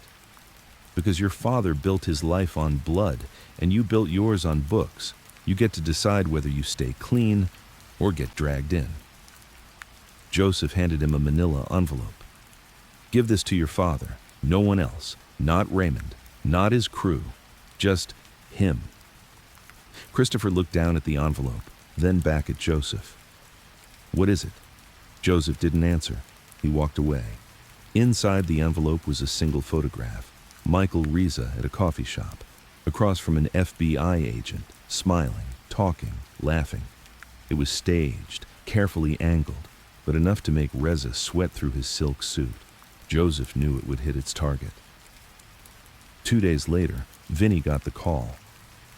Reza's on the run, he said. Rumor is he left for Lisbon. He didn't even tell his lawyer. Joseph nodded slowly. Good. Because Reza wasn't just a money man. He was Raymond's wallet. And now the wallet was gone. Inside Il Gallo Nero, Raymond sat alone in the back booth. He looked older now, more pale, more real. The Empire had stopped returning his calls. The captains were gone. The enforcers were dead. The consigliere had vanished in a car fire, and now his money had run too. He was a king with no soldiers. And Joseph? He was still standing. Angela sat across from Joseph that night, inside the motel room. She looked at him with something like sadness. Is this what you wanted? Joseph didn't answer at first. Then, I wanted to be left alone. And now, I want him to feel everything I did. Angela stared at him. You already won. Joseph shook his head slowly. Not yet. She leaned forward. What would Manny want? That question didn't have an answer. Joseph looked away. The next morning, a letter arrived under the motel door. No return address, just an envelope. Inside, a note, handwritten. Come alone. No weapons. One last talk. Back of the bakery in Revere. Midnight. R.P. Angela read it first. Vinny didn't like it. It's a trap. Joseph lit a cigarette.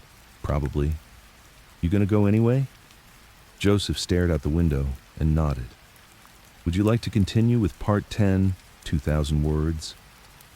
Next, Joseph walks into the lion's den. One last meeting, one final decision, and the soul of the city in the balance. Write part 10 in 2,000 words. Here begins part 10 of Joseph the Animal. Barboza, the deadliest hitman in Boston.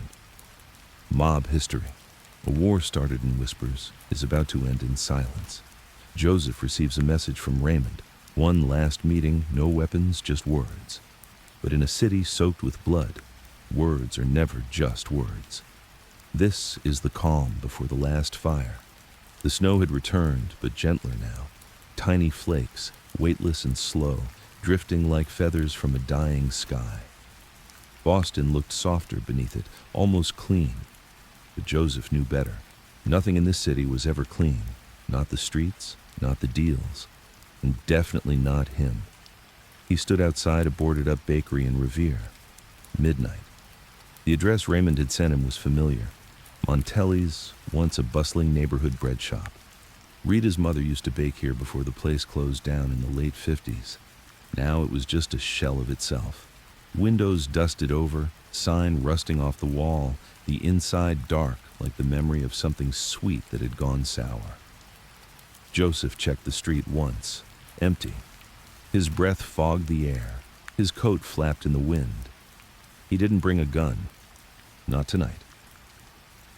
He stepped through the alley beside the bakery, past old trash bins, then to the back door. It creaked open before he touched it. Raymond Patriarca stood inside, not surrounded, not protected, just him. Old suit, old eyes, back straight, but shoulders sagged. He looked like a king without a throne. Joseph stepped in. Neither spoke. The silence held them like glue. The room had once been a kitchen. Big ovens lined the walls, now cold and rusted, counters cluttered with broken pans, flour bins, and cobwebs. A single bulb hung from the ceiling, swaying gently, casting a soft yellow over both men. Raymond gestured to a small table, 2 chairs. Joseph sat. Raymond joined him. The air between them was full of old ghosts.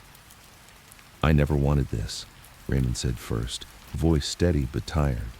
"You ordered the first bullet," Joseph replied. "I ordered protection." Joseph tilted his head. "You ordered lies." Raymond met his eyes. "I ordered survival. You were a threat, Joe. I saw it coming years ago, not because you were weak, but because you were strong. Too strong for a man we couldn't control, and too dangerous for one we couldn't make." Joseph didn't blink. "Then you should have killed me." "I tried." Joseph leaned in slightly. "You failed." Raymond's lips pressed into a line. "And now I'm sitting across from you in the shell of a bakery I used to own. My consigliere's in ashes, my money man's halfway to Europe, and my daughter won't return my calls." He shook his head. "You win." Joseph didn't smile. "There's no winning in this, only surviving." Raymond looked at the broken window behind Joseph, snow drifting in. "You were my best, you know. Out of all the men I ever brought in, out of every killer, every enforcer, every hard case with a gun and no soul. You had something else." "What was that?" Raymond exhaled. "A conscience." Joseph laughed, bitter and low. "I buried that with my first body." Raymond shook his head slowly. "No, you just buried the part that still hoped, but the part that hated, the part that never forgave, that's the part that kept you alive." A pause. Then Raymond leaned forward. "So now what, Joe? You pull the trigger? Or do I die old and alone, with my empire rotting from the inside?" Joseph stared at him for a long time. "I don't need to pull the trigger. You're already dying." Raymond looked surprised. "Your men don't follow you anymore," Joseph said. "Your books are frozen. Your lawyers are flipping. The press has half the files already. And your enemies? They're not coming for me anymore. They're coming for you." Raymond rubbed his temples. "I raised this city. You poisoned it." Silence again. The bulb above them swayed once more. A low wind howled through the broken pane. Raymond poured 2 glasses of wine from a dusty bottle on the counter. He handed one to Joseph. Joseph looked at it. "I'm not drinking with you." Raymond didn't argue. He sipped his own. "You think any of this matters?" he asked. "More than you know." Raymond looked up. "Why didn't you just kill me, Joe? Why go through all this? You had the names, the files, the power. Why let me sit here like this?" Joseph's voice was cold. "Because I wanted you to feel every inch of the fall. I wanted you to watch the bricks collapse. I wanted you to know what it felt like to have everything and then lose it. Slowly." Raymond nodded, swallowing hard. "I see." They sat in silence again. The bulb flickered. The wind moaned. Then Joseph spoke again, softer this time. "Manny didn't have to die." Raymond's eyes flicked up. "I didn't order that." "But you started the lie that got him killed." Raymond looked down at his glass. "That wasn't supposed to happen." Joseph leaned back. "That's the story of your life, isn't it?" Another pause. Then Joseph stood. Raymond didn't move. Joseph looked down at him. You get 1 more week. Raymond looked up slowly. What? 1 week. Then I drop everything. Names, dates, tapes. The whole house comes down. Raymond blinked. Why give me time? Joseph looked toward the door. So you can say goodbye. He turned, walked to the door, and stopped. Or disappear. Your choice. Then he left. Outside, the snow had thickened. Joseph stepped out into it like walking through ash. He didn't look back. Not because he wasn't afraid of being shot, but because he knew he wouldn't be. Raymond had nothing left to shoot with. Vinny was waiting back at the motel. He looked up from a chessboard he'd set up by himself, half played. Well? He asked. He's finished, Joseph said. Vinny stared. That simple? No, Joseph said. Not simple, just final. Vinny gestured to the board. You ever play? Joseph shook his head. I've only ever flipped them over. Angela returned the next day. Joseph expected questions, but all she said was, Did he drink it? Joseph nodded. She closed her eyes and whispered, Then it's done. That week, the news broke. DOJ opened a formal investigation into Patriarca's network. 6 former associates were subpoenaed. A pension fund tied to Raymond's crew was frozen by the feds. And then, the biggest story. Michael Reza was arrested stepping off a plane in Lisbon. He flipped within 48 hours. The Patriarca crime family was officially indicted. Raymond was not among the names. Joseph watched the news in silence. Angela sat beside him. He turned the TV off after 20 minutes. Raymond disappeared 3 days later. His house in Providence was cleared out. No signs of forced entry, no notes. Just one wine glass on the table, half full. Joseph never saw him again. 1 week later, Joseph walked through the North End. No one looked at him. No one whispered.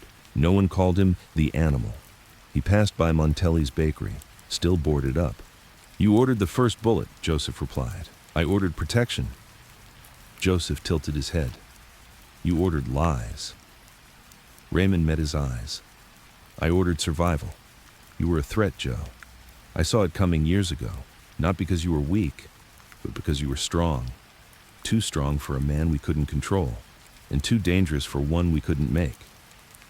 Joseph didn't blink. Then you should have killed me. I tried. Joseph leaned in slightly. You failed. Raymond's lips pressed into a line. And now I'm sitting across from you in the shell of a bakery I used to own. My consigliere's in ashes, my money man's halfway to Europe, and my daughter won't return my calls. He shook his head. You win. Joseph didn't smile. There's no winning in this, only surviving. Raymond looked at the broken window behind Joseph, snow drifting in. You were my best, you know. Out of all the men I ever brought in, out of every killer, every enforcer, every hard case with a gun and no soul. You had something else. What was that? Raymond exhaled. A conscience. Joseph laughed, bitter and low. I buried that with my first body. Raymond shook his head slowly. No, you just buried the part that still hoped. But the part that hated, the part that never forgave, that's the part that kept you alive.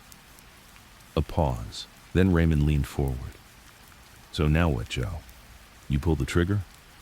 Or do I die old and alone, with my empire rotting from the inside? Joseph stared at him for a long time. I don't need to pull the trigger. You're already dying. Raymond looked surprised. Your men don't follow you anymore, Joseph said. Your books are frozen. Your lawyers are flipping. The press has half the files already. And your enemies? They're not coming for me anymore. They're coming for you. Raymond rubbed his temples. I raised this city. You poisoned it. Silence again. The bulb above them swayed once more. A low wind howled through the broken pane. Raymond poured 2 glasses of wine from a dusty bottle on the counter. He handed one to Joseph. Joseph looked at it.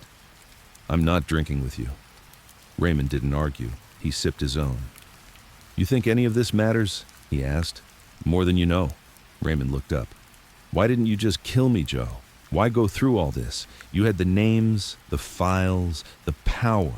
Why let me sit here like this? Joseph's voice was cold. Because I wanted you to feel every inch of the fall.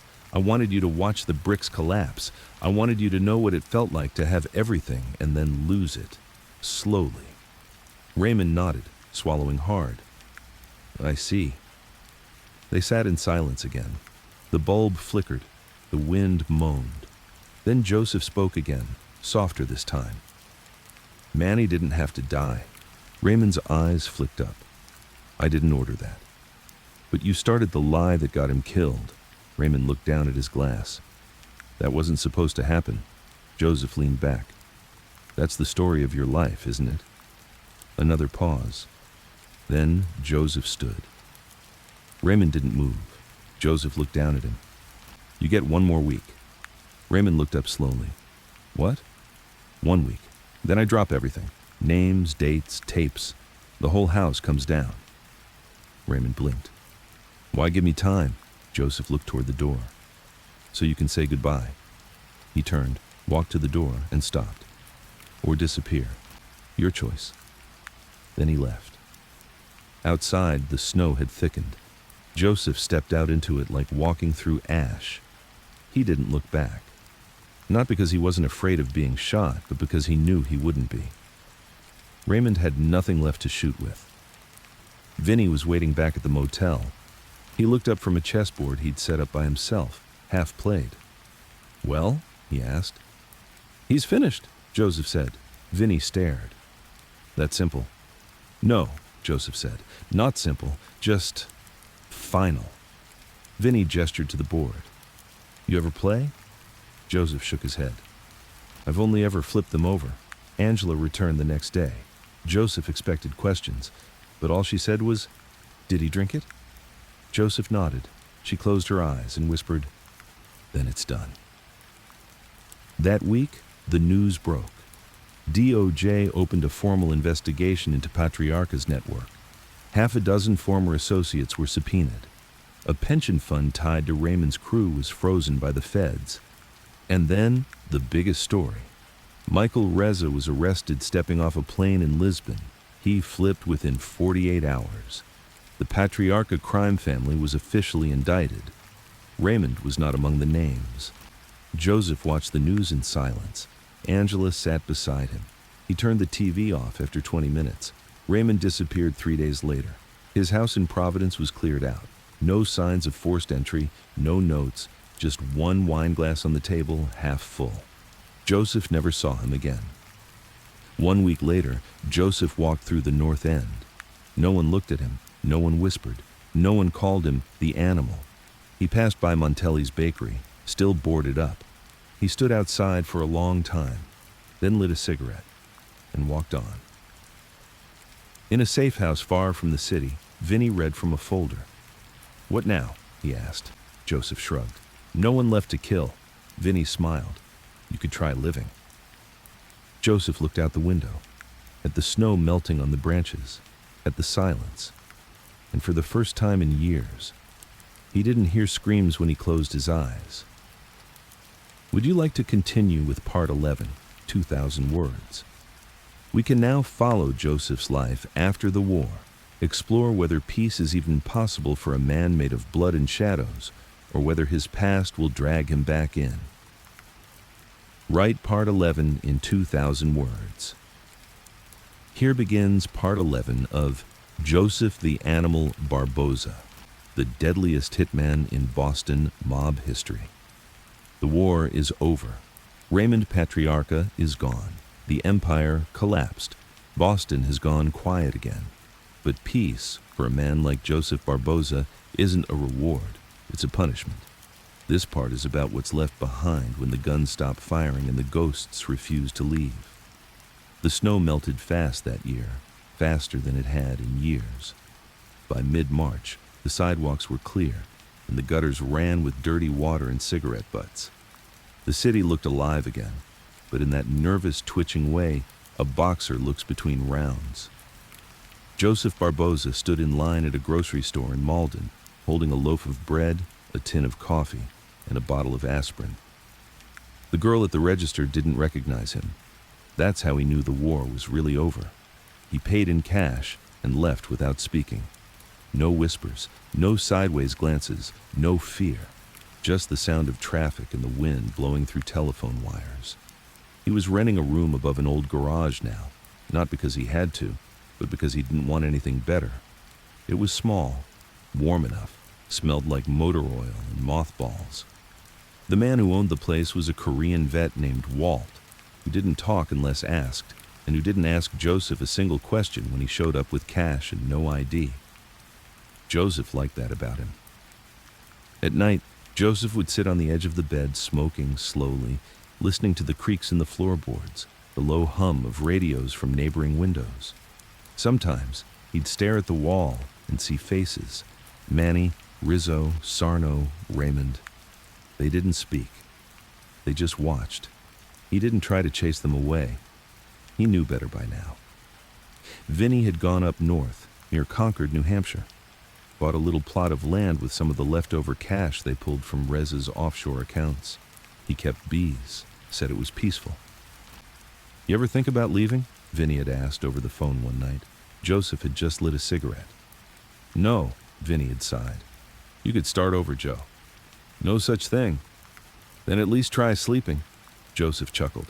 "You don't sleep when you've buried more than you remember." And that was that. Angela called once a week. She didn't talk much, just asked him how he was holding up. Sometimes she'd say things like, "I dreamed of the cabin again," or "I saw my father in a man's face at the grocery store." Joseph never knew how to respond to that. She was rebuilding her life, working at a shelter in Somerville, helping kids with nothing but fists and fury in their hearts. She said it reminded her of who she could have been. Joseph had no such illusions. He didn't wonder who he could have been. He knew who he was, and he knew what that cost. One morning, a letter arrived. No stamp, just slid under the garage door.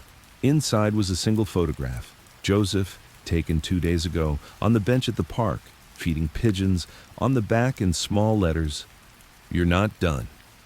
He stared at it for a long time, then lit a match. Let the photo curl and blacken in his ashtray. He met Rita Montelli later that week, at a cafe in the North End. She wore sunglasses and a scarf and kept her cigarette hand inside her coat pocket. She didn't ask how he was. "Who's watching you?" she asked instead. Joseph stirred his coffee. "No idea. Could be survivors. Could be ghosts." Rita frowned. "That photo means someone wants you back in the game." "I'm not in the game anymore." Rita leaned forward. "Then why are you still in Boston?" Joseph didn't answer. Because he didn't know. Maybe he was waiting for something, or maybe he just didn't believe there was anywhere else left to go. A week later, Walt told him a man had come by the garage asking for Joe from Revere. Tall, polite, mid-30s, didn't leave a name. Joseph nodded, packed a bag, left the room key on the nightstand. He didn't run. He just walked. Like a man heading back into a fire he thought he'd already put out. Angela met him at a bar on the edge of the harbor. She looked tired, older somehow. She slid a file across the table. "Feds raided a house in Dorchester last week. Found photos, names. Yours was on the list." Joseph opened the folder. Inside were 8 names, all dead, all former Patriarca associates, and one marked, "Target still active, unconfirmed status." Joseph Barboza. The file was recent, dated last month. He looked at her. "This your way of telling me to leave?" Angela shook her head. "It's my way of asking if you're still capable." Joseph closed the file. "Of what?" She stared at him. "Of surviving." That night he sat by the water, bottle in hand, pistol on his lap. He thought about the men he'd outlived, the crews, the bosses, the betrayals. He thought about Manny. He thought about that kid Christopher Reza, probably somewhere in Chicago now, pretending he never knew what blood smelled like. He thought about Vinny's bees, and he wondered, had he really won? Or was he just the last one left to tell the story? The waves lapped against the dock. The cold crept into his boots, and still, he didn't move. By morning, A decision had taken shape. Joseph Barboza wasn't a man who could fade. The city wouldn't let him, and neither would the past. If someone was circling him again, trying to bring him back in, then there was only one thing to do. Find them first. He would track the list, follow the names, trace the shadows back to whoever thought he could be baited, not because he wanted to survive, but because he refused to be forgotten as prey. Angela watched him pack a duffel bag in her apartment. She leaned in the doorway, arms crossed. "You sure you want to do this?" Joseph didn't look up. "No." "But you're doing it anyway." He zipped the bag. "I don't get to rest until the last bullet's spent." Angela nodded, then handed him a notebook. "What's this?" "Names," she said. "The ones who profited after Raymond. The ones who stayed silent. The ones who think you're a ghost story." Joseph opened the first page. He smiled. The first name was familiar. Ralphie Bianchi, the butcher who once chopped meat for Raymond and cleaned knives no one was supposed to see, still running a market in Chelsea, apparently. Joseph threw the bag over his shoulder. Let's see if Ralphie remembers how to bleed. That night, Joseph walked the streets of Chelsea like he'd never left. The buildings looked smaller, the sidewalks more cracked, but the fear was still there. He could smell it, and as the door to Ralphie's butcher shop creaked open, Joseph Barboza smiled. The animal was awake again. Would you like to continue with part 12, 2,000 words? We'll follow Joseph as he hunts the surviving ghosts of the fallen empire, those who profited from the chaos and left his name buried in a grave he never laid in. But some ghosts, they shoot back. Write part 12 in 2,000 words. Here begins part 12 of Joseph the Animal, Barboza, the deadliest hitman in Boston. Mob history. The war's long over, but the cleanup never ends. Now Joseph hunts the shadows that crept in after Raymond's fall. The men who picked at the carcass of the Patriarca Empire, pretending they were never part of it. But Joseph remembers. And now he's calling in old debts. The butcher shop still smelled like bleach. That never changed. Joseph stood just inside the entrance of Bianchi's market, the bell above the door having long since stopped working. A young guy with a mop glanced up from the tile, then quickly looked down again. The counters were spotless. Glass gleamed. Behind them, the shelves were lined with meats wrapped in clean plastic, labels perfectly printed. It looked innocent. But nothing tied to the old life was ever innocent. A fat man in a white apron stepped out from the back room, wiping his hands on a rag. His face hadn't changed much, maybe a little more neck, a little less hair, but the eyes were the same. Ralphie Bianchi, once Raymond's favorite butcher. Also the man who had a side job chopping up more than pork. When Ralphie saw Joseph, he stopped, just froze in the doorway, like he'd seen a ghost. Joseph didn't speak right away. He just looked around the shop slowly. "Clean place," he said finally. "No blood on the floor." Ralphie swallowed hard. "Joe, you remember me?" "Of course," Ralphie stammered.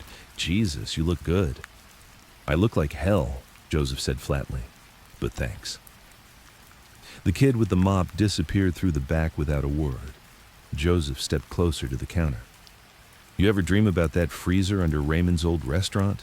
The one with the drain in the middle?" Ralphie went pale. "Look, I wasn't involved in that stuff anymore. That was a long time ago." "Long enough for you to forget who you used to be?" I just sell meat now, Joe. I didn't know you were still alive." Joseph smiled faintly. "That's the problem, Ralphie. Nobody knew. And so they all started talking like I was never coming back. Like I wouldn't remember who cleaned up the mess after Sarno's men took out Manny. You remember Manny, don't you?" Ralphie took a half step back. "I didn't touch him. I swear. I had nothing to do with that." "But you cut up the guy who did." Ralphie shook his head wildly. No, that wasn't my call. Look, Raymond told me to take care of something. I didn't ask questions. I didn't even know it was one of yours until after." Joseph pulled a photo from his coat pocket. It was grainy. A snapshot from the files Vinny had scanned. Ralphie, back in 1965, standing next to a body bag. "You did more than take care of it," Joseph said. "You buried the last good thing I had left." The butcher's breathing got shaky. Joseph stepped closer. "I'm not here to kill you, Ralphie." Ralphie looked stunned. "You're not?" "No," Joseph said. "You're going to do something for me." Ralphie licked his lips. "Anything. Anything you want. There's a guy in East Boston. Name's Marty Silva. Got rich after the fall. Used to be a nothing street runner. Now he owns 3 clubs and a security company." "I've heard of him." "You haven't just heard of him. You know he's the one laundering what's left of Raymond's side money. Offshore, through Miami and then into Vegas." Ralphie nodded slowly. "Maybe? Yeah. You're going to set up a meeting with him. Tell him you've got new investors, a name he'll recognize." "Mine." Ralphie's mouth opened, then shut again. "I can do that." "You'd better." Joseph tapped twice on the glass counter. "Keep the place clean, Ralphie, for your sake." Back in the car, Joseph lit a cigarette and opened Angela's notebook. Marty Silva was circled 3 times, built an empire out of Raymond's ashes, pretends he was never part of it. But Joseph remembered, Marty used to park cars for Sarno, ran numbers for Bruno Savelli. Now he wore suits and handed out gift cards at charity dinners. Angela had written one more thing beneath his name. "He made money off your death." Joseph stared at those words a long time, then drove. 2 nights later, Ralphie made the call. "Marty wants to meet," he said, "tomorrow night. His club, no weapons." Joseph smiled. They always say that. The club was called Velvet Vice, flashy, sleek, full of mirrors and neon and people who thought the world revolved around the sound of their own laughter. It reeked of expensive cologne and shallow money. Joseph walked in just after midnight. No coat check, no smile. He moved through the crowd like fog, unseen by most, but felt by those with the sense to be afraid. Marty Silva was in the VIP lounge, polished, trimmed beard, designer shoes, surrounded by 2 women and a guy who looked like he did push-ups in his sleep. Marty looked up from his glass. "Joseph Barboza," he said. "I was told you were dead." "I was," Joseph replied. Marty gestured to the booth. "Sit down, let's talk." Joseph didn't move. "Why?" Marty raised an eyebrow. "Why what?" "Why talk to me? You already won, didn't you?" Marty chuckled. "I wouldn't say that. I just adapted. We all did. You went underground. I moved up." "You moved up over bodies," Marty shrugged. "You're not still chasing justice, are you?" Joseph smiled thin. "No, just balance." Marty's expression twitched. "I'm not your enemy, Joe." "No," Joseph said, "but you're standing on top of the graves of everyone who bled for this city. And I'm tired of hearing people like you call it progress." Marty leaned back, suddenly cautious. "What do you want?" Joseph pulled a piece of paper from his coat, set it on the table. Offshore account numbers, names, transfers. Marty's expression changed.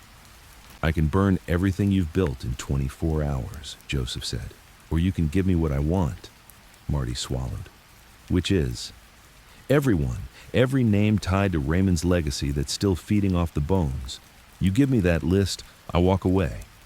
You don't..." He let the sentence hang. Marty stared at the paper for a long time, then nodded. "I'll get you the list. You've got 48 hours. Joseph turned and walked away. Back at the garage, Joseph found Walt waiting for him with a brown envelope. Guy came by, said it was private, had that cop smell. Joseph opened it. Inside was a photo, Angela, walking out of her shelter. Behind her, a man in a coat, tall, watching her. No name, no date, just a message scrawled on the back. "We don't forget. She dies if you keep digging." Joseph stared at the photo for a long time. Then he burned it in the ashtray and started packing a second bag. He found Angela the next morning, waiting outside her apartment. She looked up. "You saw it?" He nodded. "You in?" She smirked. "Always." By that night they had 3 names. Marty Silva had delivered. Joseph read them in silence. 3 former mid-level enforcers who had vanished after the Empire fell, now living new lives. One in New Jersey, one in Phoenix, one still in Boston.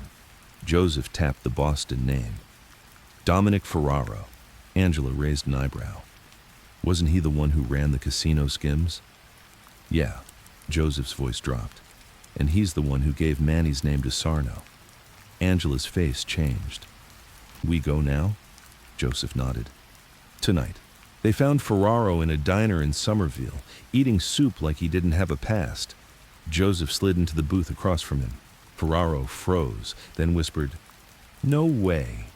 Joseph didn't speak, just smiled. Angela sat beside him, calm, focused. Ferraro glanced at her, then back at Joseph. "I didn't have a choice," he whispered. "We never do," Joseph said, "but we all pay." Then he reached into his coat, and the lights in the diner flickered once. Would you like to continue with part 13, 2,000 words?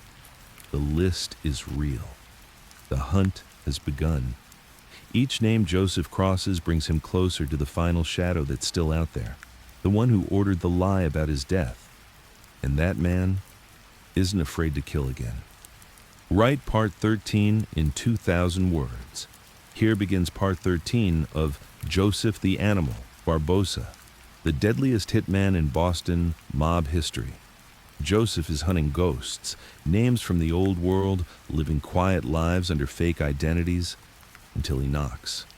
But with each name crossed off the list, he's getting closer to the one who started it all, the man who ordered the lie about his death. And that man, he's not hiding anymore. He's waiting. This part unfolds like a storm pulling in, slow but unstoppable. The barrel pressed against Dominic Ferraro's chest didn't tremble. Joseph didn't speak right away. The diner was mostly empty. 2 older men playing cards in the far corner, a waitress refilling coffee, and a cook humming behind the kitchen window. But none of them noticed, or wanted to. Dominic Ferraro sat frozen, spoon halfway to his mouth, soup dripping onto the table. "You've got 5 seconds," Joseph said softly, "to give me a reason not to redecorate this booth with your spine." Ferraro's face went pale, then red, then pale again. "Joe? Jesus Christ. I didn't even know you were still." "You gave Sarno the name," Joseph said. "I didn't mean to. You don't accidentally hand over a kid like Manny." Ferraro's eyes pleaded. "It wasn't like that. Sarno was leaning on me, said Manny was asking questions, that he was going to flip. I didn't know. He didn't tell me he was going to."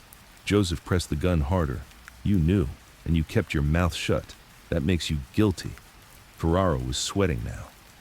"What do you want from me? I've been out for years. I haven't touched anything since the fall. I got a family now."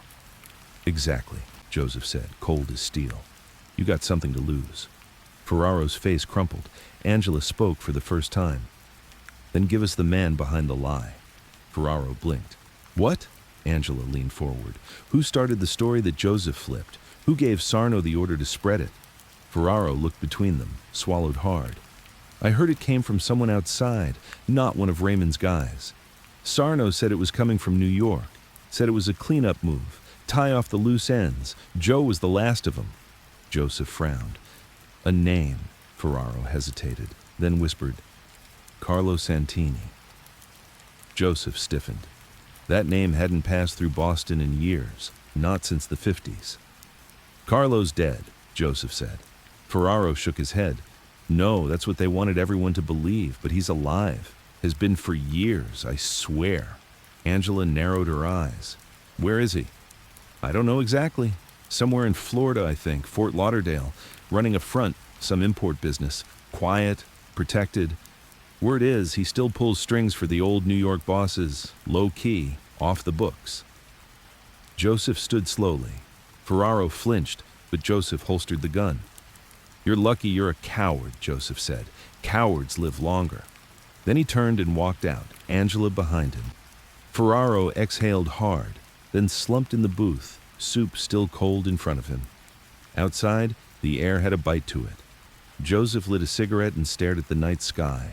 the clouds low and slow-moving. Angela leaned against the car. "You believe him?" she asked. "I believe he's scared enough not to lie." Angela folded her arms. "Carlo Santini, that name's a ghost." Joseph took a long drag. "Not anymore. Carlo Santini, the quiet consigliere from the Bronx. He wasn't flashy like the others, never ran his mouth, never smiled unless it was for a reason. Back in the 50s, he had floated between cities like smoke, never staying, never leaving. Joseph had met him once, briefly. A handshake, a nod, a comment about how Joseph had the look of a man who sleeps with his eyes open. And then, just like that, Santini vanished. Everyone said he died in a car bombing in Queens. But now it looked like he'd been the one pulling the final strings, the architect of the lie that ruined Joseph's life. And Joseph would find him. They returned to the motel in Malden, the one Angela had taken over after Joseph left the garage. She had cameras at every corner, backup phones, and a wall full of index cards and photos. Every name from the old days, now turned into a map of survivors and suspects. Vinny was already there, sipping whiskey and looking tired. "Ferraro talked?" he asked. Joseph nodded. "Said it came from Santini," Vinny whistled. "That old bastard, he's still breathing?" "Apparently, Florida." Angela slid her finger across the map. "We've got a contact in Fort Lauderdale. Friend of mine from D.C. used to run logistics for ATF. He owes me a favor." Vinny frowned. "Joe, you sure this is the last one? You sure it ends with Santini?" Joseph sat on the edge of the bed, eyes heavy. "I don't know if it ends, but I know where it began." 3 days later, they landed in Florida. Humidity clung to their skin like regret. The air smelled like salt and gasoline. Joseph wore a light jacket, his pistol snug under his arm. Angela wore sunglasses and carried a messenger bag with a recorder, cash, and a burner phone. They drove a rental car south toward the warehouses on the edge of Fort Lauderdale's shipping yard. That's where their contact, Louis Cabrera, said Santini had been spotted, once every Thursday, stepping out of a white SUV, walking into a warehouse with no signs, always guarded, always brief, no camera phones, no lingering. Louis met them in a parking lot behind a taco joint, twitchy and sweating in the heat. "You didn't hear this from me," he said, "but he goes by Mr. Costa down here, has a staff of 6, Cuban front, export business, but the real money's from New York, still gets wired in through old construction accounts." Angela nodded. "You seen him in person?" Louis nodded. "Twice. Guy looks like a retired priest, soft-spoken, wears white shirts and a gold chain, but people step aside when he enters." Joseph lit a cigarette. "Where does he sleep?" Louis hesitated, then handed over an address. "Beachfront condo, security's light, one guy. Name's Frankie Tuno, used to be muscle for the Lucchese's, now just a driver/watcher." Joseph smiled. "I'll pay him a visit." That night the ocean sounded like static. Waves hit the shore in soft bursts. Palm trees bent in the breeze. Joseph stood across the street from the condo, watching. He'd done this 1,000 times in his life, measuring distance, angles, light sources, counting the steps between him and the door, clocking the reaction time of the guy on the balcony. At 1:03 a.m., the lights in the condo shut off. Joseph moved. Frankie Tuno was asleep on the couch. He never heard Joseph slip in, never heard the lockpick, didn't feel the cold barrel of the gun press against his neck until it was already too late. "Get up." Frankie sat up, eyes wide. "Don't scream," Joseph said. "You know who I am." Frankie swallowed. Yeah, I do." "Good. Then you know what happens if you lie to me." Frankie nodded, hands raised. "Where's Carlo?" Frankie hesitated. Then, "He doesn't live here full time. Comes and goes, but he'll be here tomorrow morning, 9 a.m., regular routine." Joseph leaned in. "You're going to let him walk in, and then you're going to leave." Frankie looked like he wanted to protest, but didn't. "Understood," he said. Joseph nodded, then pistol whipped him across the head. Frankie hit the floor hard, not dead, just out cold. Joseph stood by the window watching the tide come in. Angela joined him an hour later. "You could have killed him," she said. Joseph didn't look away from the water. "I'm saving my bullets." Angela stepped beside him. "So tomorrow?" Joseph nodded. "Tomorrow."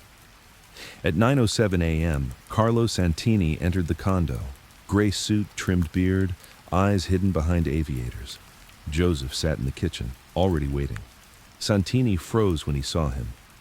"I thought you were dead," he said. Joseph smiled. "Everyone does." Carlo looked around, calm. "Frankie?"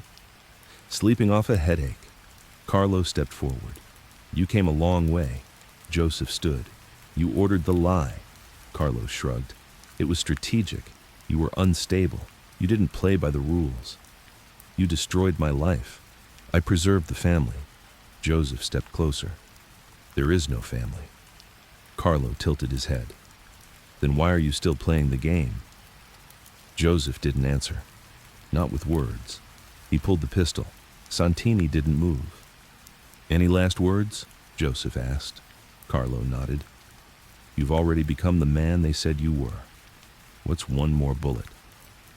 Joseph stared at him, and for the first time in years, he hesitated. "Would you like to continue with part 14, 2,000 words? We're now at the edge. Does Joseph pull the trigger, or is there something worse than death waiting for Carlo Santini?" The story moves toward its last fire. Write part 14 in 2,000 words. Here begins part 14 of Joseph the Animal. Barboza, the deadliest hitman in Boston. Mob history. Joseph has finally found Carlo Santini, the man who ordered the lie that destroyed his life. The gun is in his hand. The old ghost stands across the room. But some deaths are too clean. And Joseph isn't here just for blood. He's here to make a man feel what he once made him forget. This is the part where vengeance and purpose collide. The silence between Joseph and Carlo wasn't empty. It was pressurized. The kind of stillness you feel before a tornado touches down. A pause not born of peace, but of violence being held in a clenched fist. Carlo stood by the glass window of the condo, staring at the gun pointed at him. His face didn't flinch. His shoulders didn't rise. He looked like a man who had already imagined this moment 1,000 times and accepted it. "You gonna shoot me or lecture me?" Carlo asked, voice dry. Joseph didn't blink. "Neither," he said. "Not yet." He lowered the gun. Carlo blinked, surprised. "No dramatic monologue?" Joseph took a slow step forward. "I don't want you dead. Not yet. I want you small." Carlo chuckled softly. "You think I'm afraid of dying, Barboza? You think I haven't lived in that shadow for 40 years? Joseph circled him, slow and steady, like a panther taking its time. "I think you're afraid of something worse." "And what's that?" "Being remembered wrong." Carlo narrowed his eyes. "Meaning?" Joseph stood toe-to-toe with him now. "You built your life on shadows, pulled strings from behind the curtain, no fingerprints, no legacy. But in your head, you still think you were necessary, that you were the man behind the throne, the cold brain behind the violent hand." Carlo didn't deny it. Joseph smiled grimly. "But here's the truth, Carlo. The world's forgotten you. The empire you served, it collapsed. The bosses, dead. The names, buried. All that's left now is you, in a rented condo in Florida, playing house with the ghost of power." He leaned closer. "And me. Still breathing." Carlo looked away for the first time. Joseph pulled a small voice recorder from his pocket, set it on the table.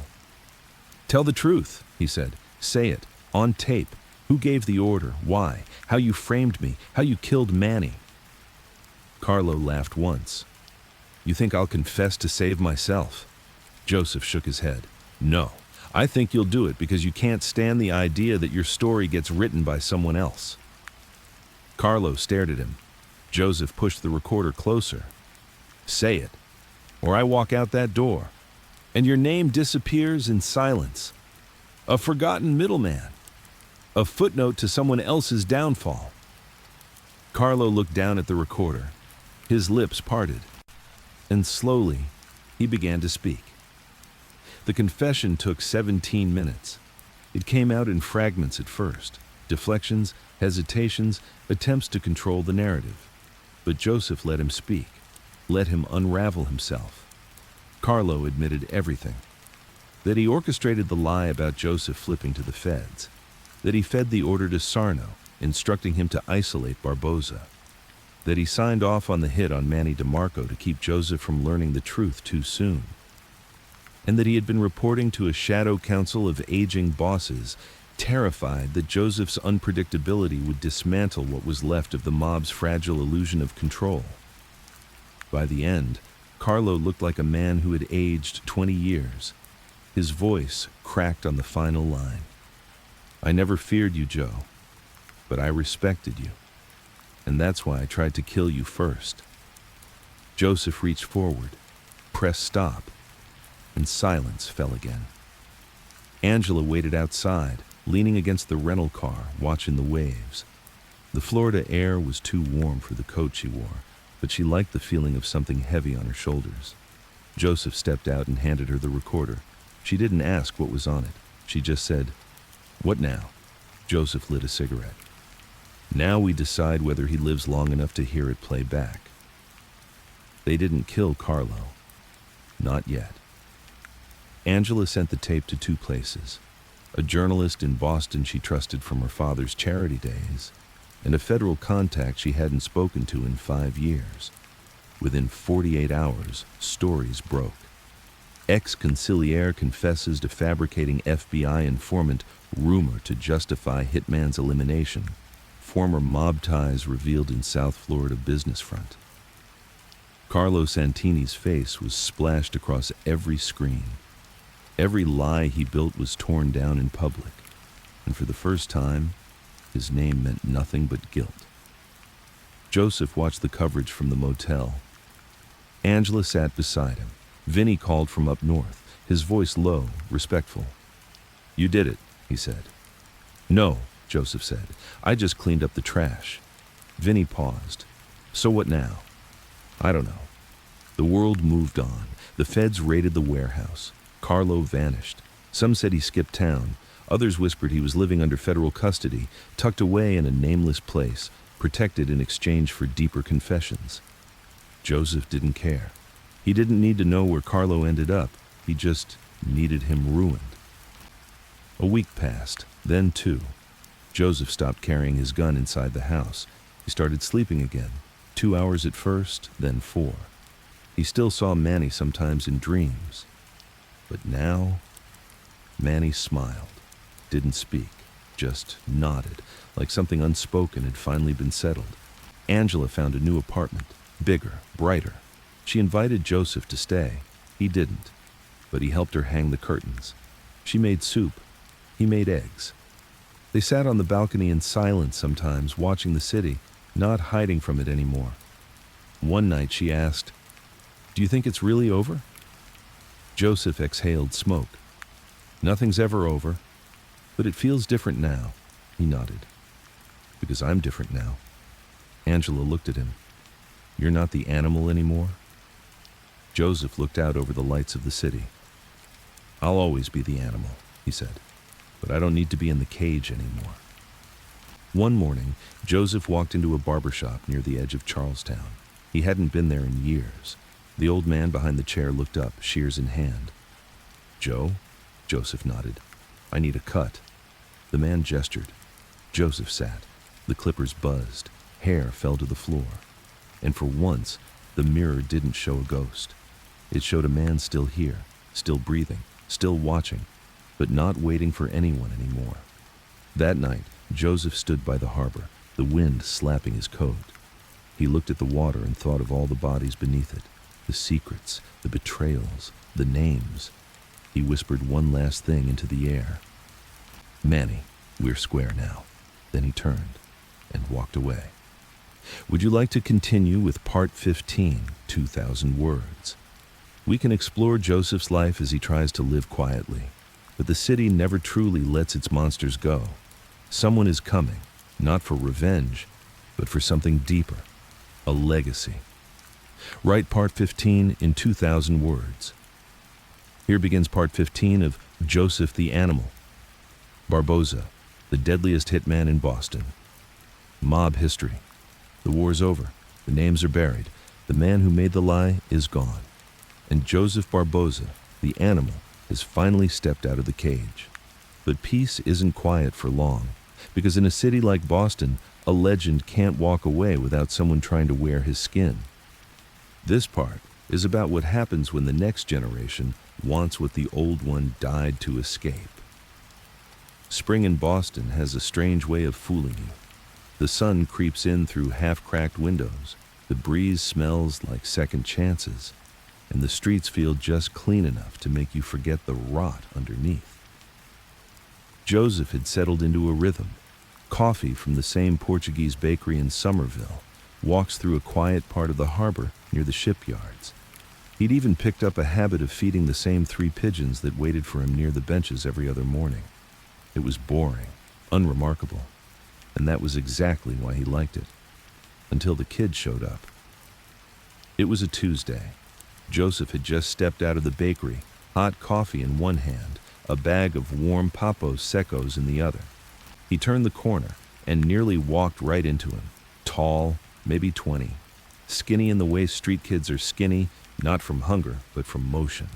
Shifty eyes. Hoodie pulled low, hands buried in his pockets. Joseph stopped. The kid didn't flinch.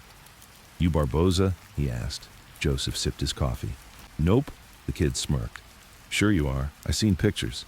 Joseph stepped aside. "Get lost." But the kid didn't move, just kept smiling. "You ain't gonna ask who I am?" Joseph sighed. "No, I'm your legacy."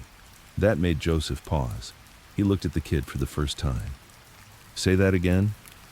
"I'm your legacy," the kid repeated. "I'm the one taking the torch. They call me Little Animal." Joseph stared, then laughed once, hard and cold. Jesus Christ. His name was Kevin Morera, 17 going on immortal, born in Dorchester, raised around blood and broken glass. He'd been in juvenile detention twice, shot at a man once, claimed it was for respect. He had no connection to Joseph, no blood, no history, just a stolen name and a desire to matter. Angela found out more. "He's trying to build a rep using yours," she said, flipping through records. "Tagging walls with Animal 2.0, selling protection to neighborhood stores. One of his boys is in the hospital after trying to shake down a retired cop." Joseph said nothing. She looked up. "He's going to get himself killed." "Then let him." Angela stared. "You don't care?" Joseph lit a cigarette. "I do, just not in the way you think." But it didn't stop there. 2 days later, Vinny called from New Hampshire. "You're not going to believe this," he said. "Try me. Some punk calling himself Little Animal just threatened one of the old guys in Charlestown. Said he was reclaiming your turf." Joseph frowned. "I don't have turf," Vinny snorted. "Doesn't matter, he thinks you do." Joseph rubbed his eyes. "They always want the myth, never the price." Vinny's voice softened.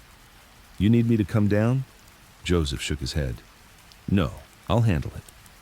The next night, Joseph found Kevin standing outside a pool hall in Eastie, smoking a joint like he owned the sidewalk.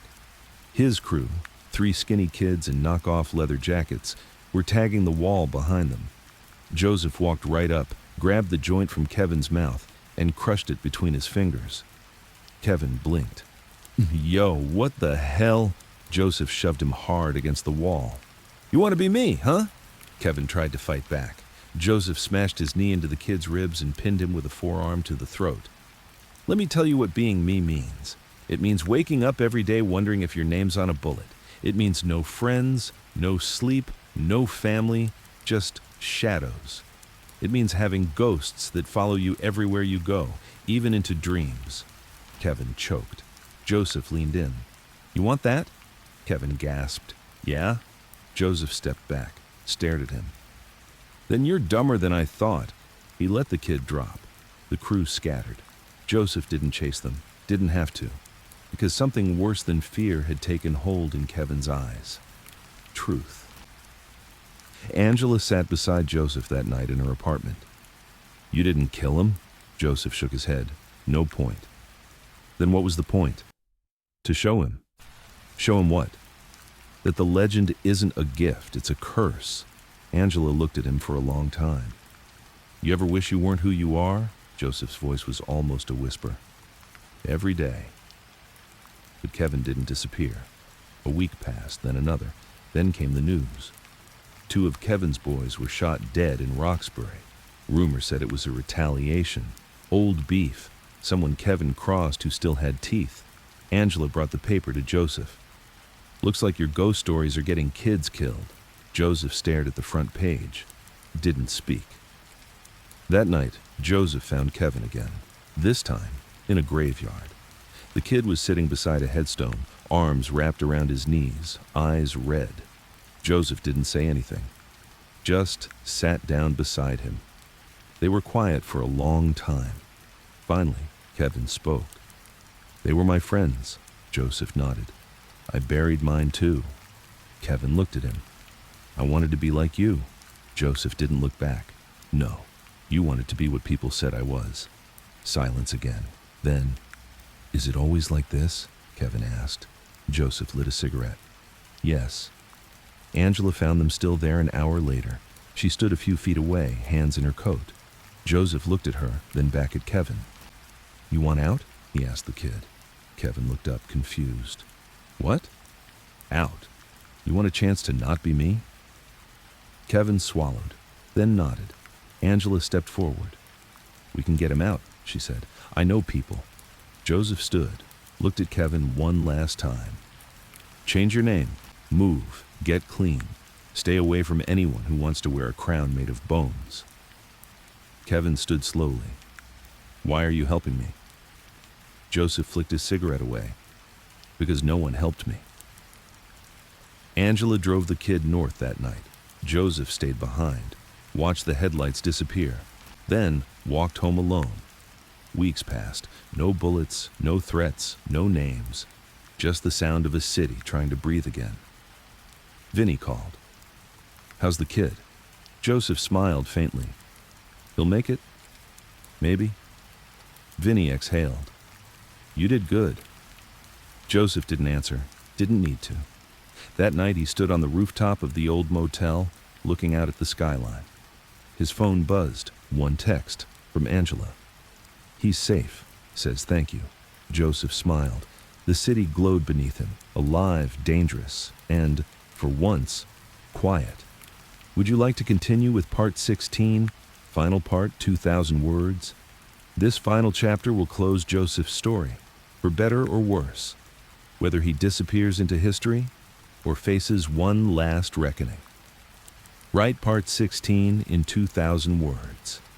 Here begins part 16, the final chapter of Joseph the Animal. Barboza, the deadliest hitman in Boston. Mob history. The war's over. The ghosts are at rest. The name that once struck fear has faded into silence. Joseph Barboza, the man called the Animal, has given Boston its last bullet. But in cities like this, peace is never permanent. And for a man like Joseph, there's always one last shadow waiting. This part is about reckoning. Not the loud kind, but the slow, heavy kind that comes for every man who's walked through life with blood on his boots. The spring rain came quietly, like an old friend knocking without urgency. Joseph Barboza sat in a small diner on the edge of South Boston, hands wrapped around a ceramic coffee mug that had been cracked and glued more times than he could count. He liked this place. It didn't ask questions, didn't play music. It just existed, like him. Outside, the street was soaked. The lights from passing cars painted streaks across the wet pavement. Inside, the only sound was the soft hum of the fridge behind the counter and the clink of spoons in ceramic bowls. Joseph hadn't spoken to anyone in 2 days. Angela was out of town, working with a youth program in Lowell. Vinny had gone completely off-grid, maybe New Hampshire, maybe Canada. Joseph had stopped keeping tabs, let them live. But tonight Tonight, he felt a tug in his chest, not fear, not regret, just pull, like something was waiting. And then, the bell over the door rang. He didn't look up right away, but he felt it, someone watching. He lifted his eyes slowly. A man stood at the entrance, tall, rain-soaked, wearing an old military-style coat. He looked familiar, but not in the way strangers did. He had purpose in his posture, like he'd come to do something he couldn't undo. Joseph kept his hands flat on the table. The man walked to the booth, stopped, and said, "You're Barboza." Joseph nodded once. The man didn't smile, didn't threaten. He sat across from him. "I'm not here for a hit," he said. "Not here for money." "Then what?" "I'm here because of my father." Joseph tilted his head. "Name?" "David Sarno." Silence swallowed the room. Joseph's chest barely moved. "I should have killed him myself," he said. The man nodded. "I know." Joseph studied him. "What do you want?" "I want to understand." "Understand what?" "How a man like you becomes what he becomes. How he stops." Joseph sipped his coffee. "I didn't stop. But you're not killing anymore." "Doesn't mean the killing stopped in me." The man sat back unsatisfied. "You think that's an answer?" Joseph looked out of the window. "I think it's the best I've got." The man's name was Lucas Sarno, 33, ex-Marine, tactical analyst, worked private security overseas before coming home. He'd spent his whole life trying to escape his father's name, but it had found him anyway. "They used to call him the cleaner," Lucas said. "Said he did what had to be done when others wouldn't." Joseph scoffed. "He did what he wanted, and when he didn't, he blamed the code." Lucas pulled a small photo from his coat, set it on the table. A boy, maybe 7, smiling, holding a fishing rod. "Me and him, before I knew who he was, before I knew what kind of blood ran in my veins." Joseph stared at it. "You afraid you'll turn into him?" Lucas didn't answer. Joseph leaned in. "You won't, not unless you start needing excuses." Lucas looked up. "Why didn't you kill him?" Joseph stared at his reflection in the dark window beside him. "Because by the time I could, he wasn't dangerous anymore. He was just rotting, inside and out." "You spared him?" "No," Joseph said. "I left him with himself. That was worse." Lucas nodded slowly. "You think I should do the same?" Joseph met his eyes. "I think you came here looking for permission, but you already know what you need to do." Lucas stood up. The rain was lighter now, but steady. He left the photo on the table. "Hope the ghosts leave you alone one day." Joseph didn't look up. They never do. That night, Joseph walked to the docks, same ones he used to stare at as a kid before he learned what power tasted like. He lit a cigarette and watched the harbor shift beneath the lights. Somewhere behind him, the city slept. And somewhere in the cracks, new monsters were being born. But he wasn't one of them anymore. He was a memory, a warning, not a weapon. Angela returned the next day, found Joseph sitting in her kitchen, peeling an orange with a paring knife, slow and focused. "You look tired," she said. "I'm always tired." She sat across from him. He passed her half the orange. They ate in silence for a while. Then she said, "Someone asked me if you were ever a good man." Joseph looked at her. "What'd you say?" "I said no, but I said you tried." Joseph smirked. "That's fair." That weekend, a letter arrived at Angela's door. No return address, just a typewritten page. It read, "The stories are being told. Kids are already spinning it into legend. They don't see blood, they see a crown. This isn't over." A friend. Angela showed it to Joseph. He read it once, then twice, then folded it. "I knew it wouldn't stay quiet forever." Angela looked at him. "What are you going to do?" Joseph stood, walked to the window, and said the thing he never thought he'd say again. "Train someone." It started in a garage, same one he used to sleep above. He cleaned it out, bought new mats, hung heavy bags from the beams, put up a corkboard, started writing names, not of enemies, but recruits, not soldiers, not killers, just kids like Kevin, willing to listen, willing to learn what this life really costs. Angela helped. She brought in community leaders, off-the-record contacts, people who worked in the spaces where at-risk kids teetered between crime and something better.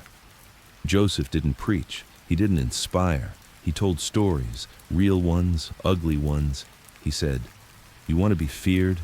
Great. You'll die young and alone, and no one will say your name without spitting. You want to be respected? Then go build something. Not a name. A life." He wasn't gentle, but they listened, because they knew he was the last one who really knew. One night, a kid asked him, "Do you regret it?"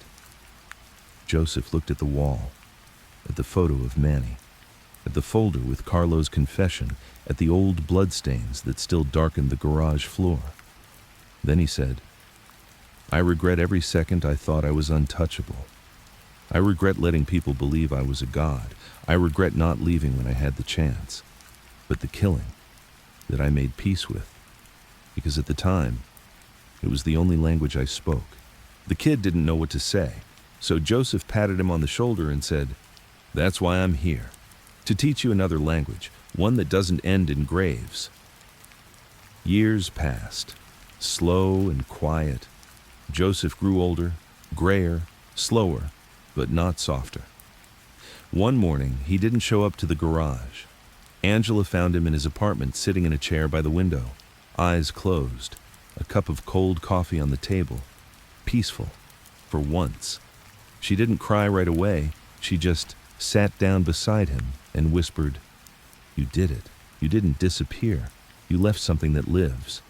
At the funeral, there weren't many people. No suits, no priests, just Angela, Vinny, Kevin, now 22, clean, sober, working construction in Bedford, a dozen other kids from the program, and a few old faces from the streets. No one called him the animal. They called him Joseph. Just Joseph. And that was enough. Years later, someone would ask Kevin, "Was he really that dangerous?" Kevin would smile and say, "He was worse than the stories, but also better than them. Because when the fire burned out, he didn't leave ash.